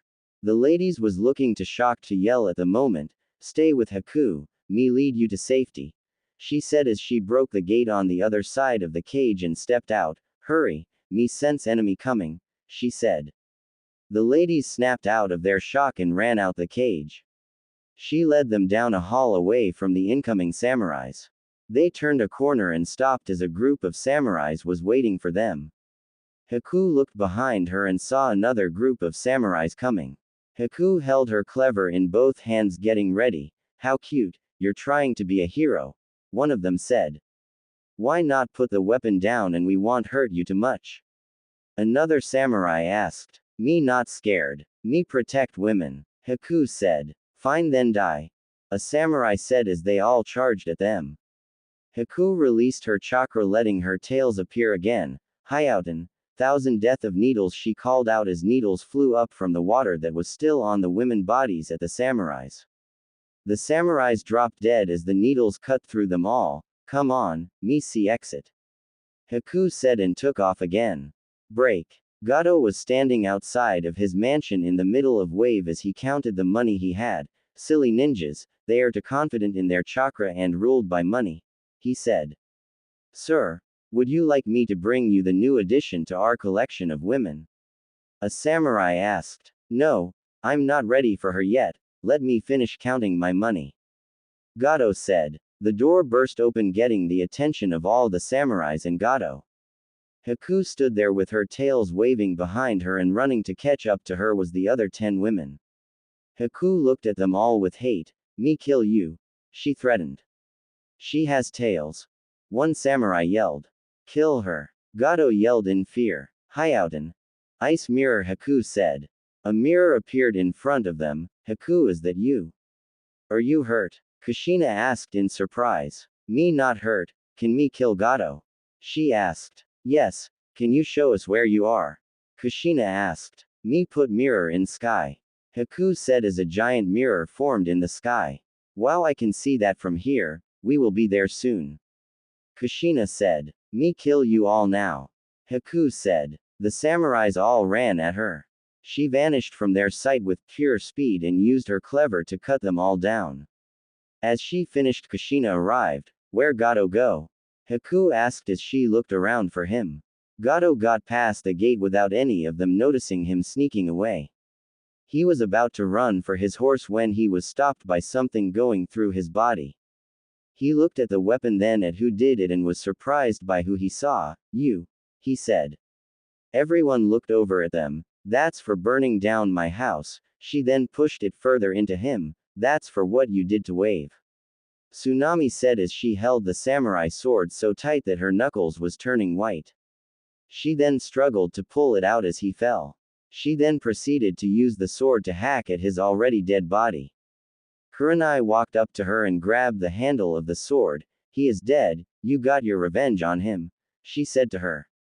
Tsunami then started to cry as she realized what she did. Don't cry, he deserved what he got. Kurenai said while patting her back for comfort. Me save them, Haku said pointing to the ladies. Yes you did, Haku, Kushina said. How do you have a tail? Amy asked. Me a Hanyu, Haku said. A what? Amy asked. Me have demon father, Hanyu mother, me Hanyu. Haku said. Break. Haku looked up from the where she was sitting looking out at the ocean as Naruto walked up to her. Hey Haku, can I ask you something? He asked. Me not want to talk to you, me don't like you. Haku said in anger. What, why not? I never did anything to you. Naruto asked in confusion. Me no trust you. Haku said. What did I do? Naruto asked. You have demon lover, me no want to talk to you or demon. Haku said as her anger showed with her tails appearing. Please Haku, I just want to talk, I think we got off on the wrong foot. Naruto said trying to calm her down. Me don't want to talk to you, me leaving you don't follow. Haku said as she glared at him angrily and took off at speeds that far exceeded his own. Naruto looked at her retreating body in confusion. Don't think too much about it right now, it's understandable that she is like that towards demons. Kyuubi said. But why me? I never did anything to her, and where did you come from? Naruto asked. I can appear anywhere you are because of the small link we share through the seal, and she is like that because of said seal, we are still connected no matter how much we wish not to be. Kyuubi said. Why did she say you was my lover? Naruto asked. She doesn't understand how seals work or that a demon can be sealed. As far as she knows we are lovers, and let's let her think that until she starts to trust us more. Kyuubi said. But she likes Kushi-chan, Anko-chan, and Kur-chan. Naruto said. Yes, it's a female thing. Kyuubi said. Alcia sighed as Sakura tried but failed to successfully connecting her chakra to. Well, anything, Sakura, have you been doing the chakra exercises I gave you? She asked. Yes, Sakura said. Didn't I tell you not to lie to me? Alcia asked. I'm not lying, Sakura said. Then why can't you connect your chakra to your surroundings? Alcia asked. I don't know. Sakura answered. You're useless, The taller pink-headed girl said, then started to walk away. When you're ready to take this serious, come find me. How will I find you? The younger pink-haired girl yelled. If I have to answer that, then you're not ready for my training, was all the young ninja in training heard before she was alone in the training field. Break. Tenten walked into the Hyuga compound. Where is Hinata? She asked Neji. Go find her yourself. I'm not your servant, he said and stalked off. Well, don't expect any future dates from me, jerk, she yelled after him. She then concentrated on finding Hinata and vanished in a trace of brown appearing in front of the Hyuga heir. You could have just came to my room instead of doing that, Hinata said from inside her huge closet. Tenten walked towards it. I would have if your jerk of a cousin would have told me where you were, she replied. Neji, I don't get him sometimes. He claims to want to bring the families closer, but says he will not support me as the heir, even though everyone in the clan knows I want to bring us closer together, Hinata said. I can't believe I actually used to like him, Tenten said. Don't worry, we all are entitled to at least one mistake on who we like, Hinata said as she pulled out a shirt and held it up to her body. What do you think? She asked. It's to elaborate, she said of the shirt. Throwing it to the side, Hinata went back to what was hanging up. I don't know what to wear. You don't want to wear anything that outshines what Hana will wear since it is her birthday, Tenten told her. Hinata looked at what Tenten was wearing. I guess I could wear that Chinese outfit I got. Didn't you receive that as a gift from some rich bastard in Kumo who asked you to marry him? Tenten asked. Yay, but that don't mean I can't wear it, Hinata said. Tenten shrugged. I guess, just hurry or we will be late, she said. Hinata, there are 2 dogs out here with a note telling you and Hanabi to hurry up, her servant said. We will be out shortly, Hinata yelled. Tenten looked over herself in the large mirror as Hinata got dressed. You think we can trust Alcia? She asked. Hinata pulled her Chinese dress over her head. Hana trusts her, so that's all I need. I know you have a trust problem, but I do know you trust Hana and her decisions, she told her. Hana has good instincts. I don't know, maybe I'm just being unfair to the girl, Tenten said as she fixed her hair. Can I use one of your hairpins? She asked. Sure, and try to give Alcia a fair chance before making a decision, Hinata said. Ready, Tenten said. Yup, better go get Hanabi and leave before Hana comes for us herself, Hinata said as they walked out of her closet. Hanabi stood next to one of the 2 dogs as Tenten and Hinata walked out. Tenten, why are you here? She asked in surprise. I stopped by to borrow one of Hina's hairpins, Tenten responded. Come on Hanabi, you can ride with me, Hinata said as she sat sideways on a dog. Cool, I get one by myself, Tenten said, jumping on the other dog. Hanabi, who was also wearing a dress, sat the same way as Hinata and rested her head on her chest while they left. As they was riding, Hinata reached and picked a yellow flower and fixed Hanabi's hair so it was behind her ear and stuck the flower in it to keep it there. You're beautiful, she whispered in her ear. Break. After getting off the boat in Kiri, everyone looked around. Okay, let's split up, Kushina said. What exactly are we looking for? Naruto asked. Nothing really. I'm headed to see the Mizukage, so don't cause any trouble, Kushina said. I never cause trouble, Naruto said. I'm serious, Naruto, stay out of trouble, Kushina said before she walked off with Haku close behind. Naruto watched them walk away. I don't get it. Why does Haku hate me so much? He asked. It's not so much as she hates you as the connection you have with Q, Kurenai said. That doesn't me feel any better about it, Naruto said. Just give her time, she will warm up to you one day, Anko told him. Well, anyway, let's see what Kiri has to offer, Kurenai said. The 3 started walking in a random direction before Naruto suddenly stopped with a scared look on his face, getting both Anko and Kurenai's attention. Oh shit, he whispered. What's wrong? I don't see any sign of trouble, Anko asked, looking around for any sign of trouble. Today is Hana's birthday, Naruto said in a panic. Kurenai thought about it. He is right, we better hurry and get there before she notices we are missing, she said. Let's get Kushina and go. Anko said as the three sprinted full speed towards the cage's tower. Break. Kushina and Haku walked into the cage's tower and stood in front of the receptionist desk. Can I see the Mizukage? Kushina asked. Do you have an appointment with her? The dark-haired receptionist asked without looking up at them. No, but I'm sure that she can fit a few minutes in her schedule for me. Kushina responded to her while trying not to knock some respect into the young girl. No appointment, no meeting. The receptionist said while putting a stack of paper into a file. You talk to me, Commander, with respect or me make you. Haku threatened, letting some chakra leak out as she stepped in front of Kushina. Haku, calm down. Kushina said, putting a hand on Haku's shoulder. Sorry. Haku whispered as she backed back slightly behind Kushina and to the right of her. The receptionist looked up. If you think a little threat and a leak of your chakra will scare me, then you're wrong, she said as she sized Haku up, determining if she was a threat or not. Please excuse my apprentice, she is a little too protective, Kushina said, trying to defuse the situation. The receptionist glared at Kushina. I don't know who you think you are, coming in here and demanding to see the Mizukage, but unless you have an appointment, I suggest you leave now before I call an Anbu to remove you, she told them. Haku glared at the girl for daring to talk to Kushina like that, but before she could say something, Kushina beat her to it. Apologies, it was rude of me to come and ask to see your Mizukage without prior notice, and I also apologize for the behavior of my apprentice. If you would be so kind, can you schedule a visit for me to meet the Mizukage at a later date? She asked. Me could beat her, Haku said under her breath.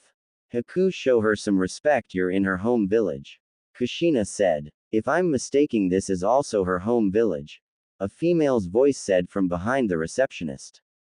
The three looked and saw who was coming was a female who looked around Kurenai's age, standing in the doorway wearing the standard Kiri cage outfit. Mizukage-sama, do you need me to get anything for you? The receptionist asked while bowing to her. No, continue your work, Ari, the Mizukage said before approaching Kushina and Haku. Haku from the Ice Clan, am I correct? She asked while looking at Haku. Haku growled at her. Terumi, she said as she became even more aggressive.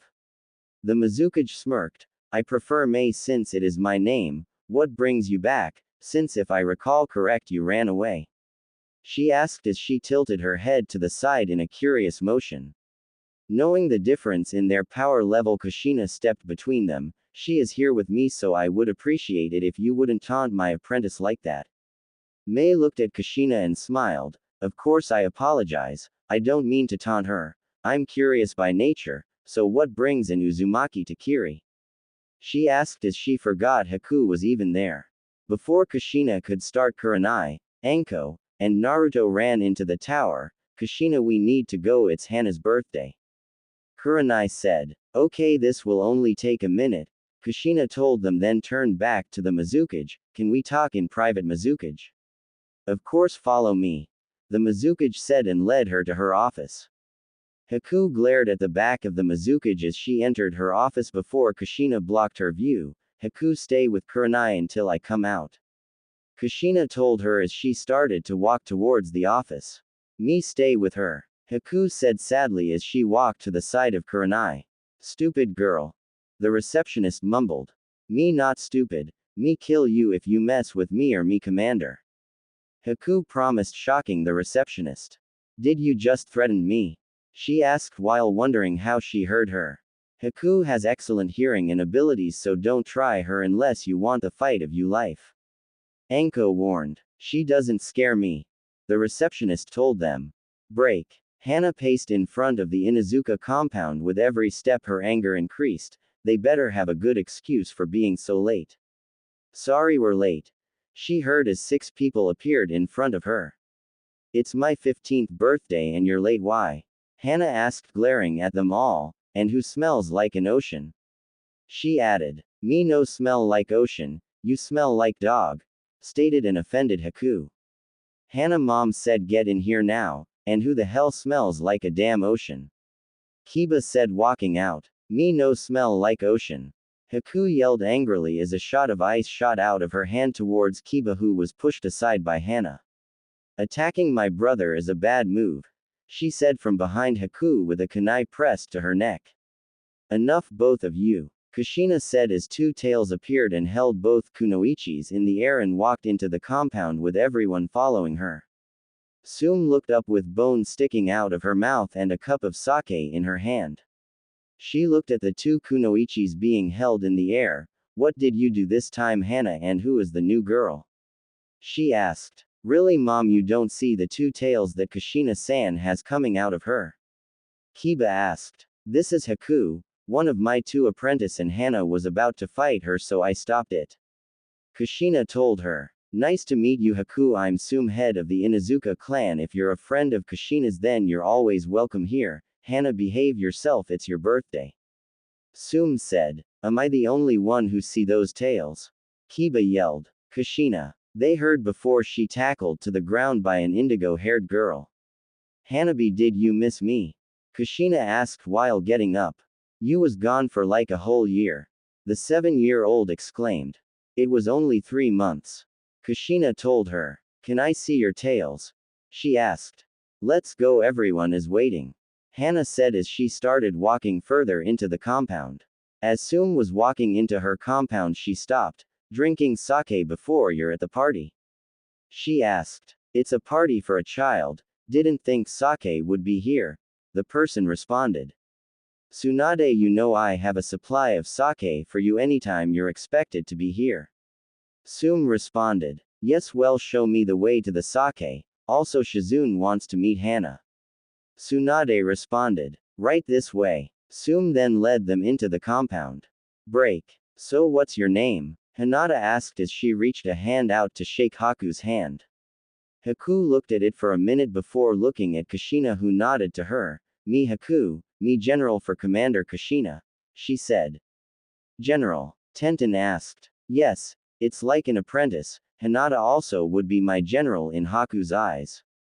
Kushina told them. Well, nice to meet you, Haku. I'm Hinata and I guess I'm also Kushina's general. Hinata said as Haku finally shook her hand. She is a little shy, so be patient with her. Kushina warned. And very dangerous. Anko added. Break. Everyone was happily laughing and dancing. Well, everyone except Haku, who stayed in the corner closest to where Kushina was. This particular corner was deemed safest for her because there was no way any of the dogs in the compound, which she quickly had a dislike for, could get to her without causing a problem with the other people at the party.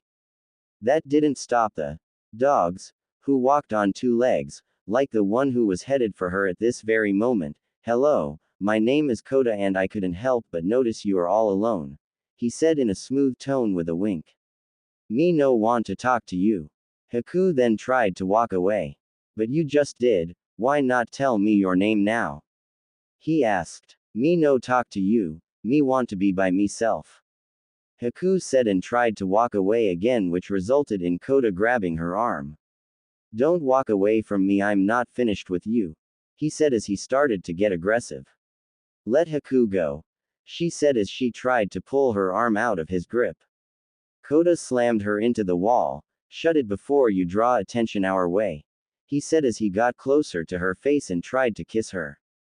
The music and everyone stopped as they turned in confusion to see what was happening as Kota was thrown across the room along with a stream of water that got most of them wet. What the hell is going on, Kota? Hana asked, clearly upset at her party being ruined. Kota got up with a murderous look in his eyes and pointed directly at Haku. She attacked me for no reason, he claimed before taking off full speed towards her. Before he could reach her, there was a blonde flash and Naruto was there with his katana at Kota's neck. I don't know what you did, but I suggest you stop and apologize now, he warned. Me no need your help, Haku said to Naruto in spite. Maybe not, but you're getting it, Naruto told her. After years of friendship, you're taking her side. She don't even like you, Kota asked Naruto. It's because of being your friend for years that I'm stopping you, the blonde responded. With your katana to my neck, Kota asked him. If you would have continued with your attack, you wouldn't be having this conversation you're having, Naruto told him. What do you mean by that? Kiba asked. Use your nose for something useful for once, Kiba. Don't you smell the water that's forming around us as we speak? If he would have continued with his attack, at the very least he would have been killed quick and painless. If he survived that, there is no way he can get past Hinata-chan, who was preparing to attack the moment he started to attack Haku. Naruto explained. The two Inuzukas looked around, and true to Naruto's word, water was quickly turning to Senbons, and they all was focused on Koda. They also noticed that Hinata was standing just off to the side of Haku in her Jiyuken stance. Haku, what happened? Kushina asked. Him tried to kiss me. Haku told her, and the look she was giving Koda was one that even Kyuubi had to admit would have made any lesser demon quiver in fear. But since Koda wasn't a lesser demon and by comparison was even slower than Naruto at catching on to things, disagreed. She is lying. I offered to get her a drink and she attacked me. He yelled. There is two things wrong with that statement, Koda. First, Haku doesn't attack anyone without my permission or without her life being in danger. And two, Kushina pointed to the floor below Haku, she has a bottle of water. Koda, you have exactly 1 second to get out before I rip the skin off your bones. Hana threatened. Before she even was able to finish her threat, Koda was nowhere to be found. Hana-sama, there is a guest here to see you. A guard said, walking in and bowing before letting someone step into the room. Everyone looked at him. He was wearing a standard Iowa Junin outfit and was followed by 3 Iowa ANBUs. Who the hell are you? Kiba asked. I'm Lorraine. Before he could finish, he was cut off. Why the hell are you here? Naruto asked. If you let me, I will tell you. He told him. We are waiting. Hana said. I'm here to ask you to become my wife and merge the two greatest nations into one great nation. Lorraine asked. Everyone looked at him, then blinked at the same time. Is that all? I thought you was going to ask something important. Can you come back later? We are kind of busy. Naruto said as he tried to usher him out the door. Lorraine simply sidestepped and approached Hana. Unless of course you have someone else in mind you would like to marry, and I will fight him and defeat him, for you, he said. Hana just looked at him like he was about to take Tsunade's sake and drink it in her face. Kiba, can you please remove him from our house? She asked. Of course. Kiba said. So you're the one I have to defeat in order to have Hana-san hand in marriage? He asked. No, that would be me. Naruto said, stepping in front of him. You really? You tiny for a ninja, even shorter for a man, and not to mention that tacky orange outfit. Someone of your stature can never be enough to court Hana-san. Lorraine said. There was a collective intake of breath. Did you just call me short? Naruto asked. Are you deaf too? Lorraine asked. Don't kill him, Naruto-kun. Hana said before stepping back out of the way. No sooner than she did that did Lorraine go flying out the building into the yard of the compound, followed by Naruto. Everyone ran outside to witness the fight. Finally something entertaining. Alcia said. I'll give you one chance, leave before I make you. Naruto said. You make Master Lorraine leave. Good luck, he is next in line to be Tsuchikage. One of the ANBUs said. Kage is just a meaningless title. Real ninjas are feared by cages. Naruto said before pulling off his katana. Blue katana. So the story about Samahata finding a new owner is true. This will be interesting. Lorraine said as he pulled out his own katana. To someone without weapon-making skills, this katana was old and dull, posing no real threat. But luckily for Naruto, he had Tenten there who was trained at weapon-making. Naruto, be careful, that weapon is more than what it seems, she warned. What is that supposed to mean? Hinata wondered. Not sure at the moment, but trust me, that weapon is a lot of secrets and I fear Naruto is about to find out what the first one is soon, the teen replied. Naruto started towards Lorraine before he was forced to dive to the side as his katana shot towards Naruto at full speed, barely missed, killing the dodging Hanyu as blood sprayed from his shoulder, forcing him to drop his katana. Naruto stood up and watched as the katana slowly shrank back to its normal size. What the hell? The God Spear? Tenten asked in surprise. Oh, you've heard of it? Lorraine replied. It's only one of the most legendary weapons ever created, and the only one to be found. Legend says that the God Spear was created by Kami as a gift to his wife. It has no weaknesses and is the fastest weapon ever created and completely impossible to dodge. Tenten told everyone. Exactly, so makes me wonder how did he dodge it? Lorray asked. Kyubi, looking on, finally decided to put in her say. It's hardly fair bringing a weapon of a god to fight a human, and how did you come by this weapon anyway? Well, if you must know, lady, it was stolen by one of my long-dead grandmothers while she was a servant to some very wealthy prick and his spoiled wife, so it has been in my family for years and only given to the next heir of our clan, and all is fair in a fight to the death, he told her. You're right, all is fair in this fight. She then looked at Naruto. The only way to beat the god spear is to make the god spear useless by forcing it to be used as a regular tanto. As long as there is enough distance to use the god spear special ability, you will be killed, she told him. No advice you give him will help. I'm going to kill him and take Hana as my wife.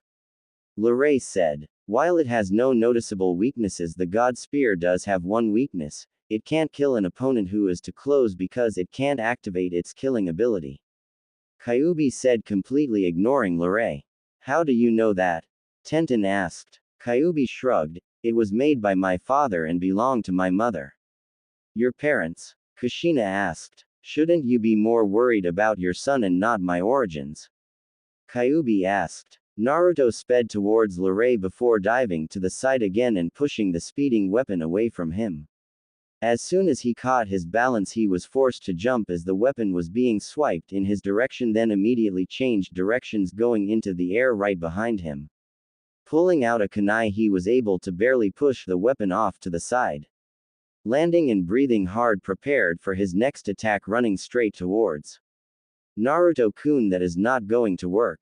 Hana yelled. Lorray shook his head as his weapon sped towards Naruto again. Naruto smirked before he showed his three-pronged kunai and vanished with only a trace of smoke. What the hell? Lorray asked as he tried to sense his opponent. Kushina smirked. The first stage of the Flying Thunder God technique. Naruto appeared on the complete opposite side of Lorray in front of the gate. Shit, not where I was aiming for. You may know how to do the move, but you're certainly no Yellow Flash. Lorray said. Naruto vanished again as Lorray attacked with his God Spear again. He appeared closer to Lorray this time and started to run at him while charging chakra in his hand. Lorray quickly tried to kill Naruto one last time with his God Spear, but it was deflected by Naruto's kunai, forcing him to quickly charge chakra in his left hand and charge Naruto. Udama Rasengan. Chakra Cannon. The chakra from the two caused Naruto's tails to come into view, but that went ignored as the two shinobis was not willing to let the other win. The resulting clash of the jutsus caused a blinding light, forcing everyone to cover their eyes. The power coming off caused a huge crater in the middle of the Inuzuka compound where they was fighting, a power wave that was felt by everyone within the village who had the ability to feel chakra, and more than a few broken windows and doors. When the jutsus finally died down, both shinobis was unconscious. Wow, Anko said in awe at the display of power the two teens showed. Are they okay? Kurenai asked. Who won? Hana slowly asked, really wanting Naruto to win. They both are unconscious. Kyubi informed them. So I don't have to go to Iwa? Hana asked. For now, but there may be more coming to fight for you and the rest of the girls. Naruto was lucky that Lorray was underestimating him the entire fight. Kyubi said as she walked to Naruto to his injuries. Who the hell is going to pay for the damage to my compound? Sume asked, looking as around. I thought you was going to Whirlpool. Kushina asked. Sume sighed. I would have liked to leave my ancestors' resting place in the same condition I inherited it, leave it to Naruto to screw that up in his last visit. It wasn't long before the entire compound was surrounded. Everyone in the compound looked up. What the hell is going on? Sume yelled. Harboring a known traitor of Konoha is a crime punishable by death. Sume, step aside while you still have the chance, the Hokage said as Anbu walked towards Kushina, who was currently standing protectively over Naruto. Kushina Uzumaki, you're under arrest, don't resist or we will use force, the lead Anbu said. Kushina tilted her head. I have no desire to go anywhere with any of you, by force or not, she said. Well, you give us no choice, we will use lethal force, the Anbu said as they attacked her. None of them noticed the black-haired girl who sped up to them with her weapon drawn until it was too late and all three ANBUs was killed in one clean swipe. "Me no let you put hand on me, Commander," Haku stated with a fierce look in her eyes. "We will go through you then," a Junin said. "You will have to go through me too," Hinata said as she ran to Haku's side. "Attack," a Junin said. Haku attacked with her sword and Hinata right on her tail, literally. As a Junin blocked the sword, Hinata came under and struck him in the heart, killing him. Another Junin came and attacked Haku while one attacked Hinata and the two was quickly overwhelmed. Before they could land a killing blow, two tails formed from Haku and knocked them back. The Hokage looked on in surprise. "Hanyu, get her, don't let her escape," he bellowed. Kushina's tail appeared. "Well guys, look like it's time to get serious if we want to get out of this alive," she said before she looked down at Naruto. "How long until he can fight?" she asked Kyuubi. "He is almost out of chakra, so a few days. Now tend to your son, I'll handle these guys," Kyuubi said, standing up and walking to the front. She looked at the Konoha ninjas before her with her 9 tails waving behind her. "I really don't feel like going through the hassle of turning to my full form, so can you just take a hint that I'm Kyuubi, and if you force me to, I'll destroy this village.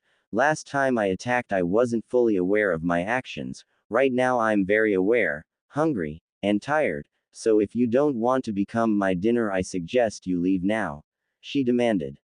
"Do you think you can scare me with talk?"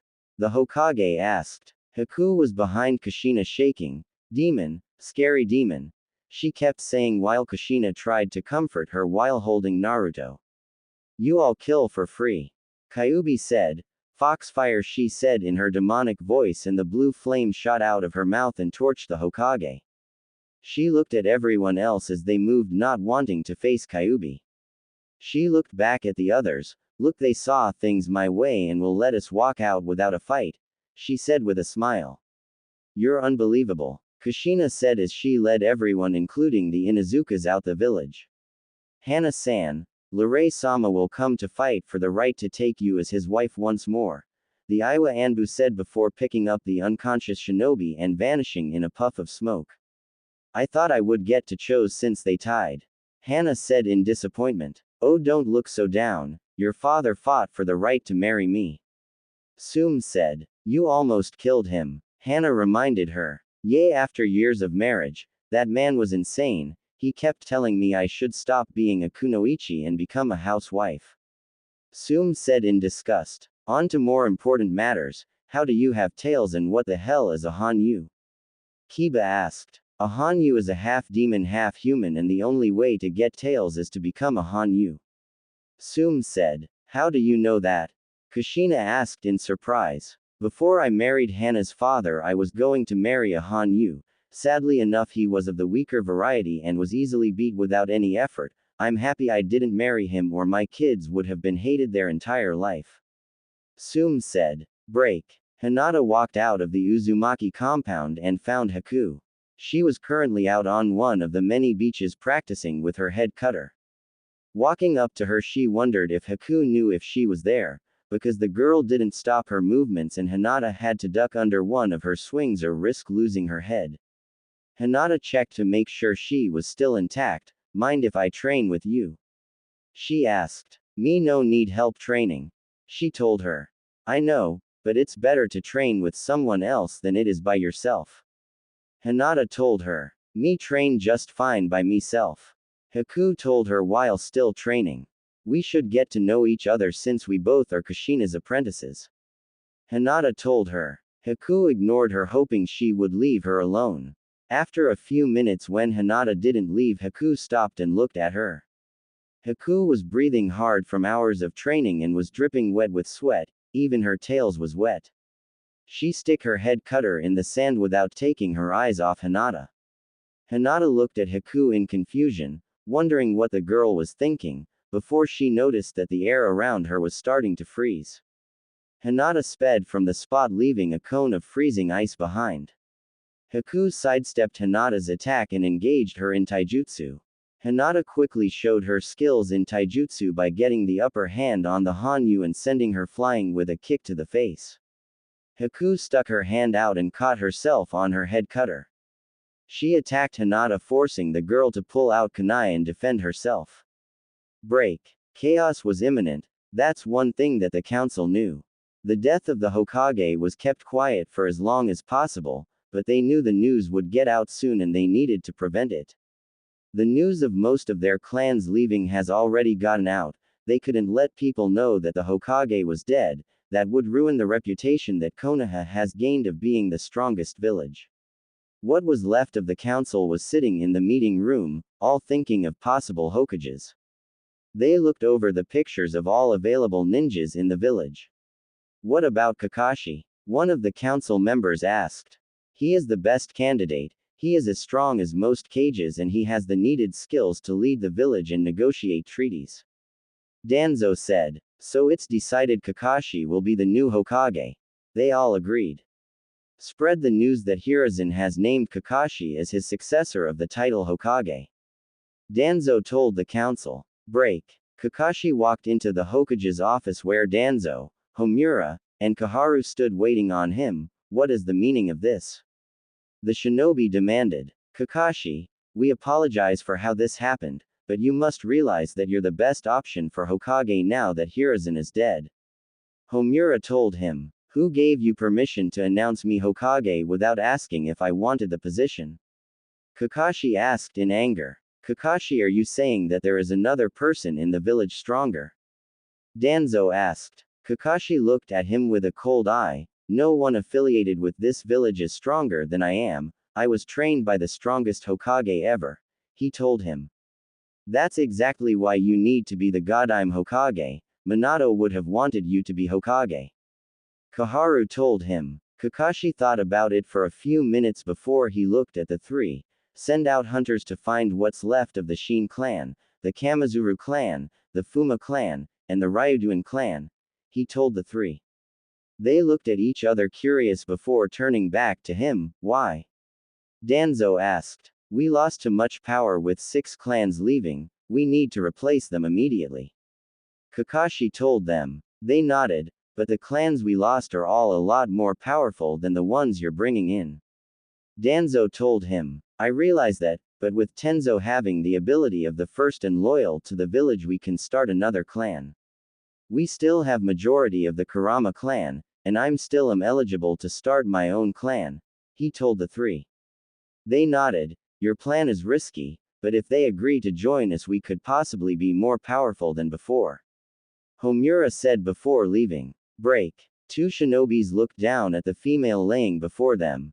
While they expected her to put up more of a fight, they wasn't surprised that she couldn't beat the 2. The taller one was about to pick her up before her body caught fire and turned into ashes. Kakuzuyu was supposed to knock her unconscious, not kill her. The smaller one told him. Shut up, Hidan. I didn't kill her. The annoyed taller man said. Then how in Jashin name do you explain her body turning into ashes? The smaller one asked. Kakuzu sighed in annoyance. Simple, you idiot. It was a clone. Hidan raised an eyebrow at him. What can possibly make a clone that strong? Even if she was a Jinchuriki, that should be impossible. Do you idiots know how long it took me to perfect that clone? Asked an angry female. The 2 looked up on the ceiling of the sewer they was currently in. I don't get it. What's so special about that clone? Hidan asked. It's not just a clone, idiot. It's a Hanyu clone. She told them. What is a Hanyu clone? Hidan asked, now even more confused. Hidan, our fight just got a lot more difficult. Kakuzu said as he started to take off his robe and show his true form. I still don't get it. We beat her pretty easily once, we can do it again. Hidan said, scratching his head. That clone you beat was a Hanyu clone, something that most Hanyus can't even do. It took 5 years to get it to the level where it would be useful in a fight, the Jinchuriki told him. It's just a clone. Hidan yelled at her. No, you imbecile. The Hanyu clone is one of the few forbidden jutsus that a Hanyu can attempt. It uses 3 times the chakra of a regular clone. That clone wasn't created to kill you, but test you, she told them. So you mean all this time we have been fighting some over-exaggerated clone? Hidan asked. Yes, and I learned everything I need to know to kill you too, she said before she started to flash through some hand signs. Spark element. Deadly storm. Hidan and Kakuzu looked slightly panicked as the black lighting started to fall into the sewer through the broken ceiling. As the two frantically dodged the attack, the Jinchuriki escaped through the hole. Remember my name, Yugito ni, I'm the one who will kill you both, she said before escaping to replenish her chakra.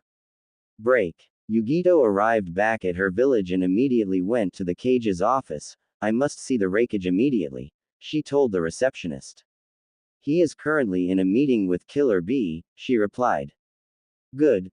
They both need to hear this, the Jinchuriki said as she walked past the receptionist and into the office. The two shinobis stopped talking and looked at her as she entered. Yugito, you better have a reason for interrupting us, the Raikage told her, slightly angry. I'm sorry Raikage, but I have news that you both need to hear, she told him. Well, what is so important? The Raikage asked. I'm sure you heard about a group of ninjas attacking Jinchurikis, she asked. Yes, we have. I looked into it and found nothing to support those rumors, B told her. The rumors are true. There are a group of high-ranked ninjas attacking and collecting Jinchuriki. I'm not sure what their purpose is yet though, she told them.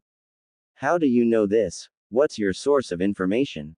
The Raikage asked. Experience. I was just attacked by two of the members while out training. Their names are Kakuzu and Hidan, both are extremely skilled. I was able to escape with the help of two new jutsus I recently perfected, she told them. Tell us everything you learned about this group, the Raikage told her. Yugito took a breath. At the moment the group has 10 members and all are considered S-ranked missing nins by their village.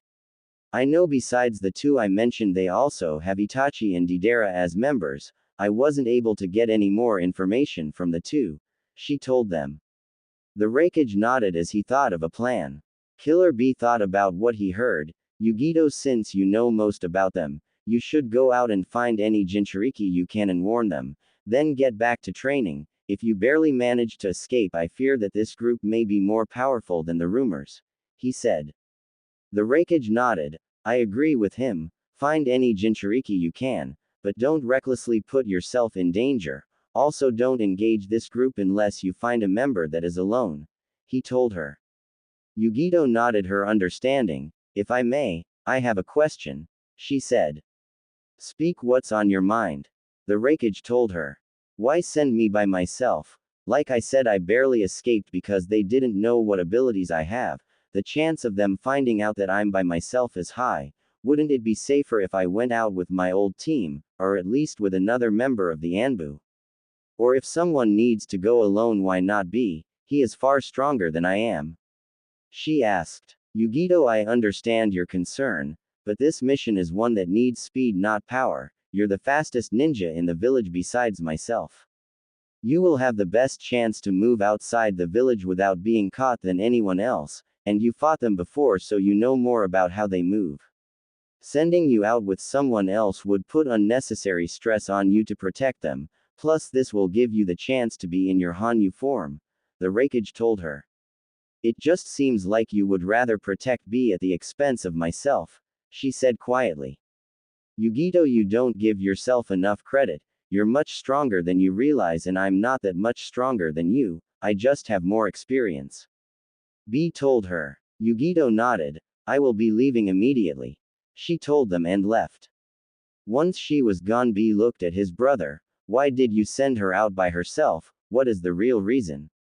He asked. While Yugito is extremely talented and well liked, she is expandable.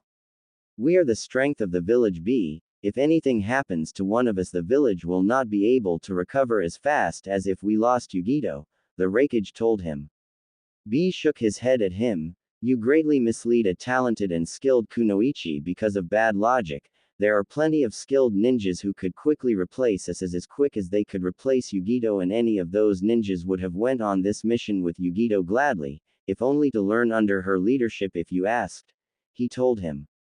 Maybe, but we have to prepare them for the worst if Yugito fails to return, the Raikage told him.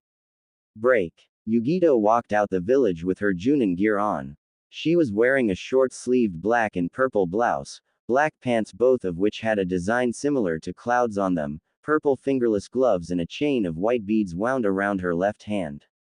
She also wore the standard Kumo forehead protector, sandals, and a kunai holster which was strapped to her right thigh. Strapped to her back was her sword. She looked back at the village's gates before she walked off. It wasn't long before she was in a full sprint with 6 tails waving behind her. Break. A blonde shinobi laughed loudly as the kunoichi below him frantically ran around trying to dodge his clay attacks. The kunoichi stopped running and looked up at her opponent, finally being able to think clear without being attacked. She assessed her situation. She realized that she wouldn't be able to reach him while he was on that bird and that she needed to find a way to reach him.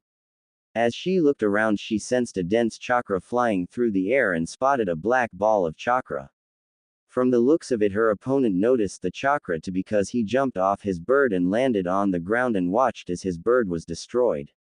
The blonde looked around. What the hell was that?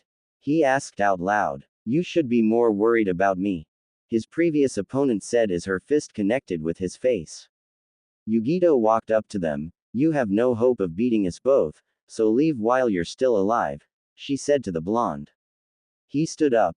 You may have caught me off guard this time, don't think it will happen again, he told them before he created another bird and flew off.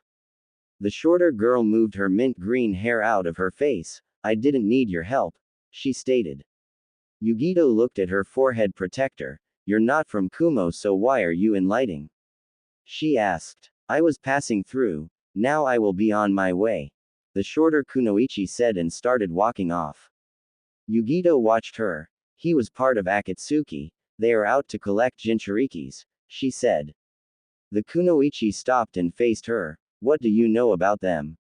She asked. Nothing besides they are all high Junin level and all are S-ranked missing nins, she told her. The younger girl nodded. I see.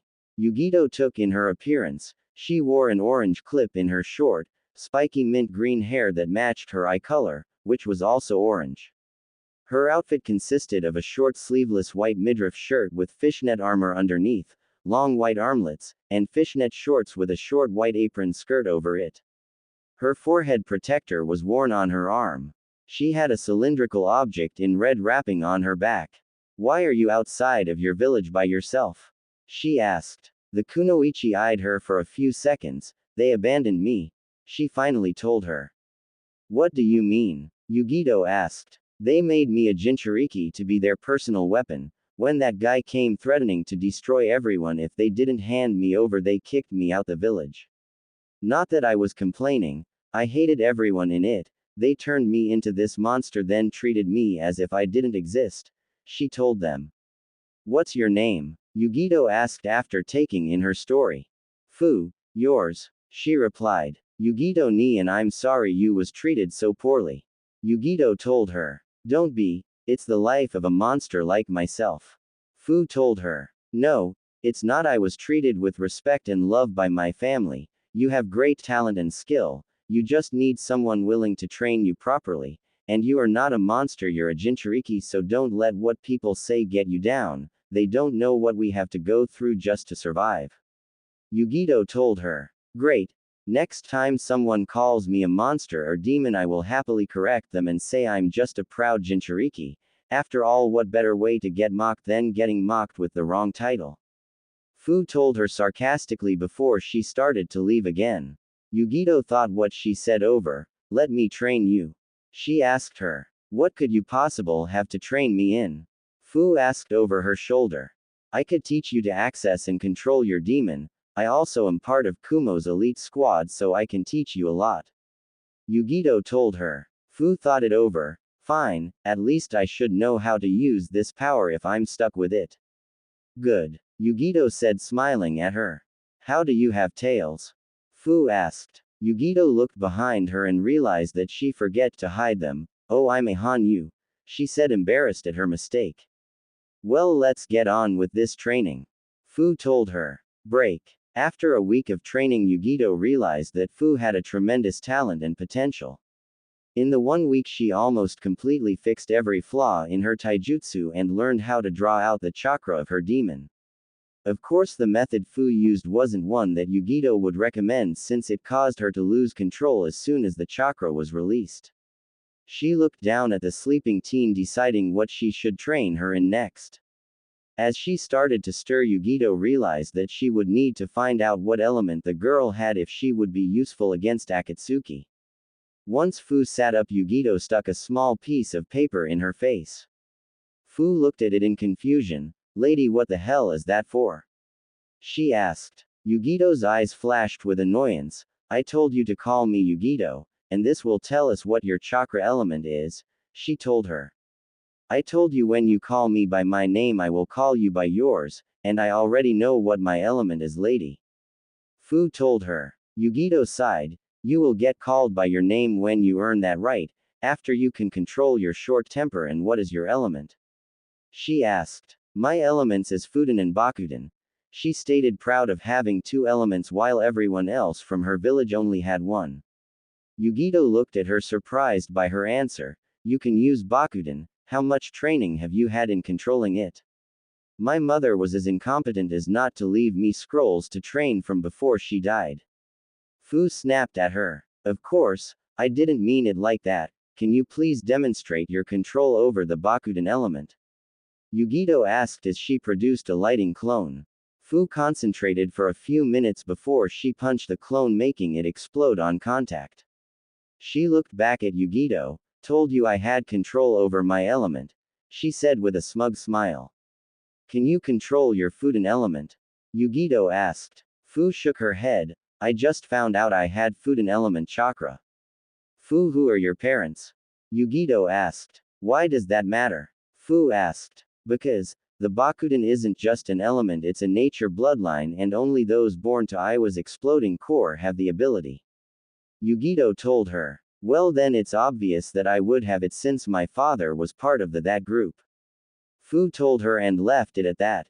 "If you don't mind me asking, who is your father?" Yugito asked. "Gari," Fu told her. Yugito nodded. "We have to go, we been in this spot too long," she told her. "What about my training?" Fu asked. "We will continue as we travel," Yugito told her. "Where are we going?" Fu asked. Yugito thought. "We have to try and find other Jinchurikis. The only place that I know where a Jinchuriki is currently living is Konoha," she told her. "Konoha, you mean that Uzumaki kid?" Fu asked. "Yes. You know him?" Yugito asked. "No, but I heard rumors that he is no longer part of that village. The rumor said he went to Uzushiogakure," Fu told her. "Uzushio? I heard they was destroyed," Yugito told her. "Me too, but recently I have been hearing a lot of rumors about ninjas settling there under someone named Kushina. I was going there to seek her help for some things," Fu said. Yugito nodded. "We will head there then and see if these rumors are true." Break. Kukuzuyu and Hidan failed to retrieve the 2-tailed Jinchuriki. How? A hologram asked. "The information we received on her was incomplete," Kukuzu told him. "Are you saying my information is insignificant?" The hologram asked. "I'm saying you failed to mention that the Jinchuriki was also a Hanyu," Kukuzu told him. All the holograms looked at him. "Are you sure about that?" The female hologram asked. "Yes, I'm sure," Kukuzu told her. "I thought all the Hanyus was killed off centuries ago," the blonde hologram asked. "Deidara, you really are an imbecile," Itachi told him. "What is that supposed to mean?" Deidara asked, taking offense. "It means that you was attacked by a Hanyu and didn't realize it until now," Itachi told him. "I was distracted by my own Jinchuriki," Deidara told him. "So why don't you tell us why you failed to retrieve a Jinchuriki who can't even use her bloodline properly yet?" Itachi asked. "What are you talking about, Itachi?" The female hologram asked. "I'm talking about Fu being related to Gari, who was part of Iwa's exploding core," Itachi told her. "How do you know this?" she asked. "The question is, how come Pain didn't know this? He is blindly sending people to fight without having enough information on the target. That's how people get killed," Itachi told her. "Are you saying that you know more than me?" Pain asked.